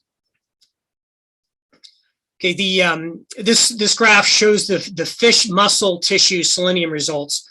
The biologist wanted me to remind everybody that this is fish muscle tissue, not just whole body results. So there is it is a portion of the fish data available, but it's only the fish muscle is relevant for human health comparison. The human health thresholds are a little bit confusing to the layperson, or at least they were to me. It's broken down into zones of whether it's safe for a grown adult to consume a certain number of 8-ounce servings of fish per week. So in the San Joaquin River, for the most part, the bottom line is more than 90% of the fish muscle results were safe for a human adult to eat 7 days a week, which indicates that there's not a substantial human health concern in the San Joaquin River as far as selenium is concerned, at least for the portion of the San Joaquin River that we tested. Next slide, please. This is the same data moving upstream into Mud Slough, and there, as one would expect, there's more selenium in Mud Slough, so there's more selenium in the fish muscle in Mud Slough. However, Mud Slough is a much smaller water body, and there's much fewer fish of game fish of sufficient size to actually test the muscle tissue. The vast majority were safe for 4 servings per week. We did have some that were in the 2 servings per week limit zone. We didn't have any up in the next zone where it would be unsafe to consume more than 5 servings or less than 2 servings per week. Since the 2013 sample event, the sampling crews have not collected fish of sufficient size or type for fish muscle analysis. So we're not seeing a lot of big fish in mud slough, which I guess the biologists tell me that's not much of a surprise. Next slide, please. So the 13267 report did include all of the selenium data that we've collected over a very long period of time. So there was a lot of data. In addition to the water column, we've been asked by NIMFS and other agencies to attempt to collect particulate selenium, which is a little bit challenging to collect. It's taken us a little while to figure out how to make that collection. We think we've got a process for that, and we're going to make our first attempt of collecting particulate selenium in the spring of 2022. And I think the next slide is our contact information. That's pretty much all we have for this part of the presentation, unless there's any questions. And if there are any questions, I just wanted to close a little bit, but I'll see if you have any questions. Do we have any questions from board members to our presenters? Okay, go ahead, please, David. Yeah, just briefly, I mean, this, as I think you see from this presentation, and this is a very brief history of the bypass project, but it's been an enormous effort with a lot of resources and expenses going into it, but a lot of effort, not just on behalf of the Grassland area farmers, but also on behalf of the environmental community. We've worked very closely with them. The Environmental Defense, through Plowing New Grounds, really came up with the blueprint for what we implemented, but we've worked with other environmental interests as well. I hope he doesn't, Gary Bobker I worked with quite a bit. We've worked with Contra Costa on salt issues. We're willing to work with whoever is willing to come to the table and work constructively to try and address whatever issues might be out there. When the split tail issue came up at the last board meeting in December, and that first was news to us, keep in mind this was fish that were collected in 2011, when our loads and discharges were significantly greater than they are now. We took it very seriously and met with the regional board staff, with the environmental interests, and with the researchers to understand what more data we need to come up to understand what do we need to collect. We collected that in 2020 during the pandemic, which was very difficult to do those sampling and collect that, but we take this seriously. We feel like we've built a reputation of addressing and solving these problems. We'll continue to do that moving forward. We're going to continue to work with the regional board, with the environmental interests who are willing to work with us and try and solve problems. And that's just the commitment. I think we've shown that over time, and we'll continue to do that on all of the issues coming forward and dealing with this stormwater program. There's new challenges, but we're going to have trade-offs going forward on how to address all of the competing interests that go forward and meeting the needs of the regional board and all the communities. So that's all I have. Thank you very much. All right. Thank you very much, David. And I appreciate the presentation done by our staff, Ashley Peters, as well as Chris and yourself. And from what I saw in your presentation with the selenium issue over a period of time, all the way through even to the problem with the fish and the split tail, there has been a significant improvement. So it's always good when we can see those things. And I certainly know that there's a concerted effort on your part and the group you work with to show that progress and try to make headway. So appreciate your presentation and thank you very much. Any other comments from the board? No, I'd like to thank you too, David and Chris. That was a great presentation, a lot of data to summarize. I am curious about one thing you mentioned. You said that over $200 million have been spent on this, and it's good to see positive results. I'm wondering, where did all that money come from? We got a lot. There's a lot of that's grant money. We got federal grants from the Bureau of Reclamation. There were some state grants as well. I think Prop 50. Nod your head, Chris. Am I getting that right? Yeah, Prop 50 and 84.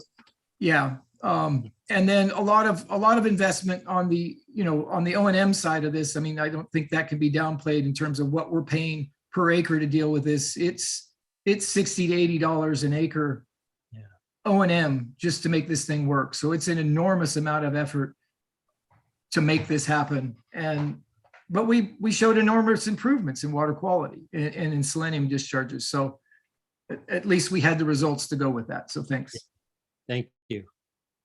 And that's exactly what we want, David. So that's why I commended you, because we want to see improved water quality. So we'll see how things go with the weather we're having this year, and but the progress we've seen, we hope it continues. Thank you. So do we have any? If we don't have any other board questions, I'd like to ask Mindy if there are any comments from any interested persons. Yes, give me just 1 second. All right.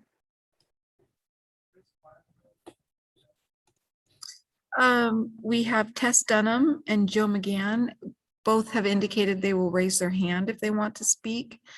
The next person and the final person, Gary Bobker, has indicated he wants to speak, and he's representing the Bay Institute. Okay. Okay. What was the name again? Gary Bobker.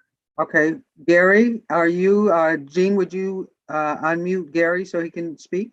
Yes, Mr. Bobker, you're free to speak. Great. Thank you, Chair Kadara. By the way, I requested 5 minutes. I've been involved in the project for quite a bit, so I want to cover a few things, if that's okay with you. I would say it's okay. With your indulgence. I'm sorry? Yes, I said it's okay. Please go ahead. Say again? You're going in and out. Thank you very much. The 5 minutes is okay. Great, thank you. So Madam Chair and members of the board, my name is Gary Bobker. I'm a program director at the Bay Institute. I was involved actually in the original discussions, which resulted in the initiation of this project. And just as a reminder of kind of how we got here, the Grassland Bypass project was a result of the confluence of two major things. The first was a proposal by agencies and dischargers to reroute their subsurface drainage from the wetland channels to the drain and to mud slough. And the second was a proposal by the environmental community and regulators to condition use of the drain on selenium load reductions. And those two things together have resulted in the dramatic improvement that you've seen represented by staff and by the dischargers. It's a real victory in terms of changing the conditions on the ground, and the dischargers deserve a lot of credit for both agreeing to take a different path and also investing a lot of energy and resources in the actions necessary to make it happen. So with those remarks, why do I need to comment? What are sort of remaining issues? And there are a few. And the problem is that even though we've had incredible success in reducing the selenium load, selenium is a persistent trace element that bioaccumulates in the environment, and it has effects at very low levels, lower than the permitted selenium objective that the board has. So that leads us to two major things, a couple of major things. One is that, as I've done in the past, I'll continue to raise concerns about the adequacy of the existing objectives. That's not necessarily something that you're going to address in this WDR, but I was pleased to see that the staff, basin planning staff, has recommended that evaluation of selenium criteria's effectiveness in protecting beneficial uses is one of the priorities that they would include in the triennial review of the Sacramento and San Joaquin Basin plans. The second point I'd like to make is that we know that selenium is reduced. We have evidence that before these reductions, that there were some major impacts, as shown by the split tail results from 2011. We don't know for sure whether those impacts are still occurring. I hope that this research will show that they aren't. But in order to be assured that they aren't, we need to do a couple of things. And on top of the effort that's going on now, the two things I would recommend are that we also somehow figure out how to gather fish egg and ovary tissue data. US EPA guidance and field studies in the last few years by USGS and others show that the fish tissue data other than egg and ovary is not a reliable way to measure the impacts on aquatic resources, and that you get a much better idea of both the impact on those resources and their relation to the water column concentrations by looking at that fish, egg, and ovary data. And I've made comments to that effect that the staff have. The other thing was the additional funding that's needed to analyze the data that's being collected. That's important because that analysis can give us information about the source and the timing of the exposure to selenium in biota, and let us know also how big the burden was from maternal source as opposed to source during the lifetime of the fish collected. And that's really important so we can know when did it happen, where did it happen, where is it coming from, and there are it's not so clear right now. Some of it's coming from some of this stuff is coming from the San Joaquin, some from Sassoon Bay. The final point that I want to make is that we have opportunities to every year get together and look at this stuff, see how we're doing. And the one thing that I would recommend, and I'm just about at the end here, Madam Chair, is that we specifically look at what actions we can do going forward to deal with ponding in the grassland area. Because as David pointed out, ponding is not something that we want to have occur, and building retention basins to control the ponding is not necessarily what we want to have occur. So we need to think about what creative ways what creative new approaches can we apply to deal with that ponding and to prevent just discharging these spikes of rainfall with high selenium values going forward. And that's something I know the discharges are very interested in, helping to prevent, figure out ways to prevent that happening. And I think having the board and the public weigh in on what those options might be would be really helpful. And with that, thank you for indulging me, Madam Chair. Thank you very much for your time. We appreciate it. And just based on the questions that Gary raised there, Gary, Chris, or Ashley, would you care to comment on those suggestions? I know Ashley had mentioned the need for more funding to deal with the sampling. So how would you guys like to respond to those suggestions as we go forth? Acting Chair Kadara, this is Sue McConnell with the Central Valley Water Board's Irrigate Lands Program. Hi, how are you? So a couple of items like Gary brought up, he and I actually had some discussions about already. So I'm gonna start with this last item first, which is using the annual Grassland Bypass Project's stakeholder meeting as a forum to discuss methods for controlling stormwater, right? So David went through the different tools that they have. And one of them, I know that the interested persons are particularly interested in is the stormwater basins and how they're going to be managed. So we can absolutely commit to having that as a discussion item at our next stakeholder meeting, and talk about concerns that folks might have and ways to address those concerns. Okay, the ponding issues. Okay. For the ponding issues. Okay. And then the other two items, the continued funding for the research work. The researcher is here today. If there are any questions about that contract, we are absolutely consulting with other researchers, looking at additional funding. That's very important to us as well. Absolutely, I support his comment, and we've talked to the IEP, Interagency Ecological Program, to try to solicit interest. There is definitely interest and support for this project. I mean, I think it's the funding element that is challenging, but I would say that we agree with Gary that it would be good to get additional funding, and we are working on that. Okay, where might that funding come from? I mean, as from the previous funding that you received? So the previous funding is actually Central Valley Water Board discretionary funds. And we do have very limited resources, but because of the importance that we place right on this research, we funded that effort ourselves. Okay.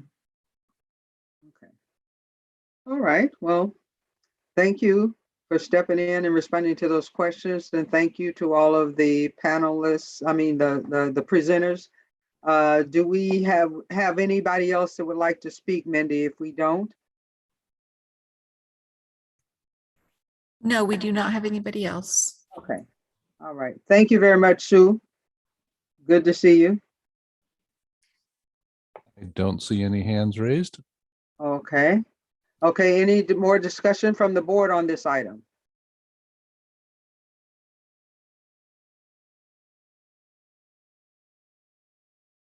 No, we do not. So we thank you all for your time on this item, and we'll go to our next agenda item, number 10.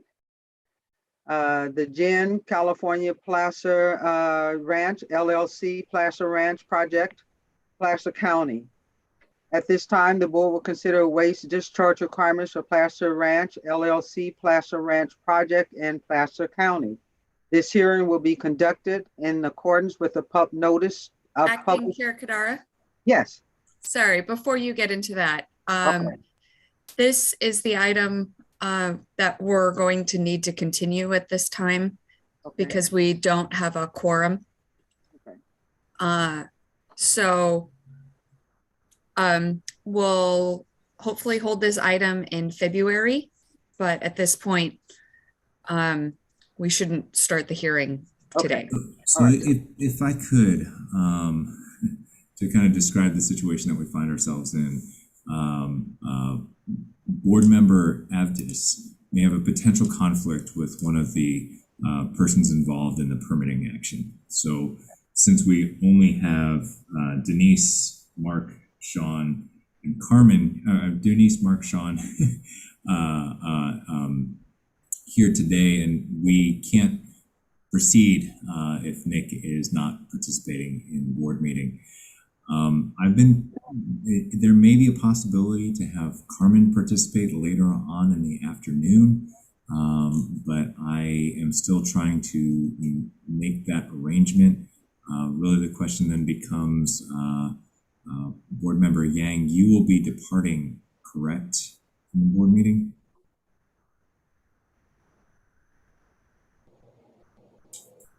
Board member Yang? Hey, Patrick, what was the Yes. question? Departure, come again? How late can you participate in the board meeting? Well, if I'm allowed to be on my phone, I would say about 3:30. Okay. So I'm afraid that might not work because I don't think Carmen will be available until 3:30. Okay.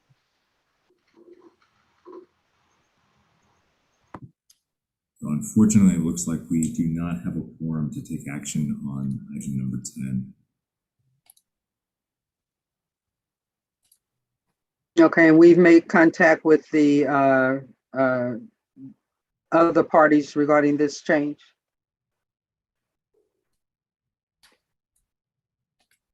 Yes, that's correct. All right, thank you.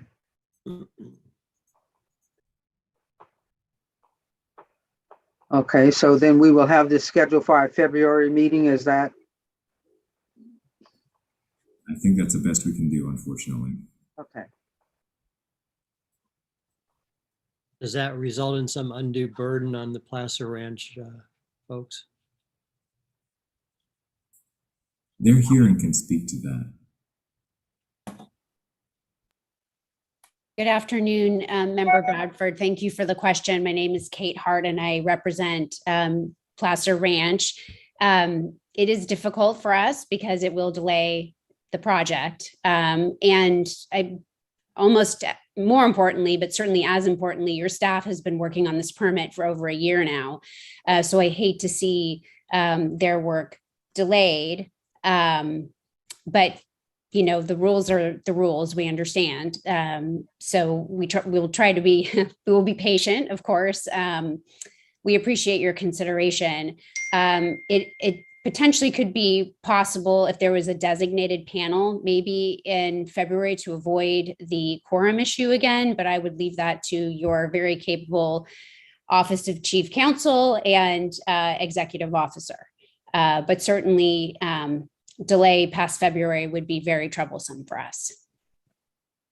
All right, thank you very much, Ms. Hart. We appreciate your patience and understanding during this situation, and we'll talk to our chief counsel and our executive officers to see that we will hopefully have this on with no problem in February. We greatly appreciate it, Chair Cadera. Thank you very much. You're welcome. Okay, Executive Officer, do we have any other items on to discuss at this time? I'll turn it over to Jessica. Okay.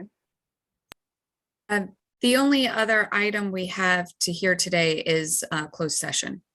So for closed session, we're going to be discussing personnel under Government Code 11126 Subdivision A, and then also the Valley Water case that is listed in the closed session under F. Okay. Thank you very much.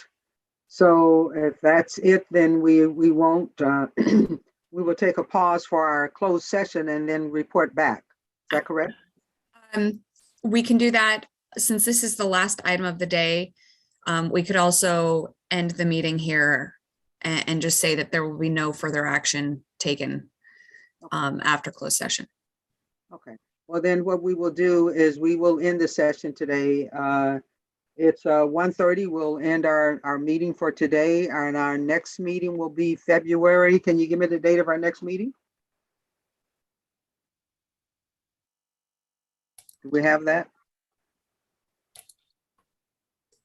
I will. Denise, I think it's February 17th and 18th, but I can verify that really quickly if you just give me a quick second. That is correct. And we will be conducting that in person unless the rules change, which they have been changing quite frequently.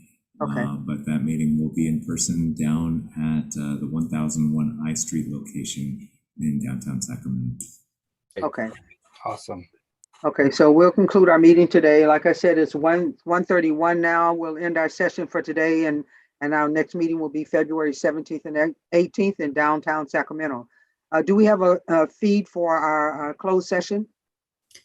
There should be a separate appointment for the closed session. Is that Zoom link or would that be Microsoft Teams? That is a Zoom link. Okay, thank you very much. Mindy, if you could resend to Acting Chair Kadara just to make sure that she has it. I actually did that already. Thank you very much. Thank you, everybody, for your participation in the session. All the staff, great job. We appreciate it. And when will we convene the other meeting? It's The closed session will happen, if you all have your Zoom link, we'll go right into our closed session now. Okay. So my understanding is we get on closed session before Patrick, well, first, and then Patrick gets in later, right? No. We're going to Let's just have everyone start the closed session for now, and I'll do my litigation item first. But just everyone go over to the closed session. Sure. in this. Thank you very much. Thanks. All right.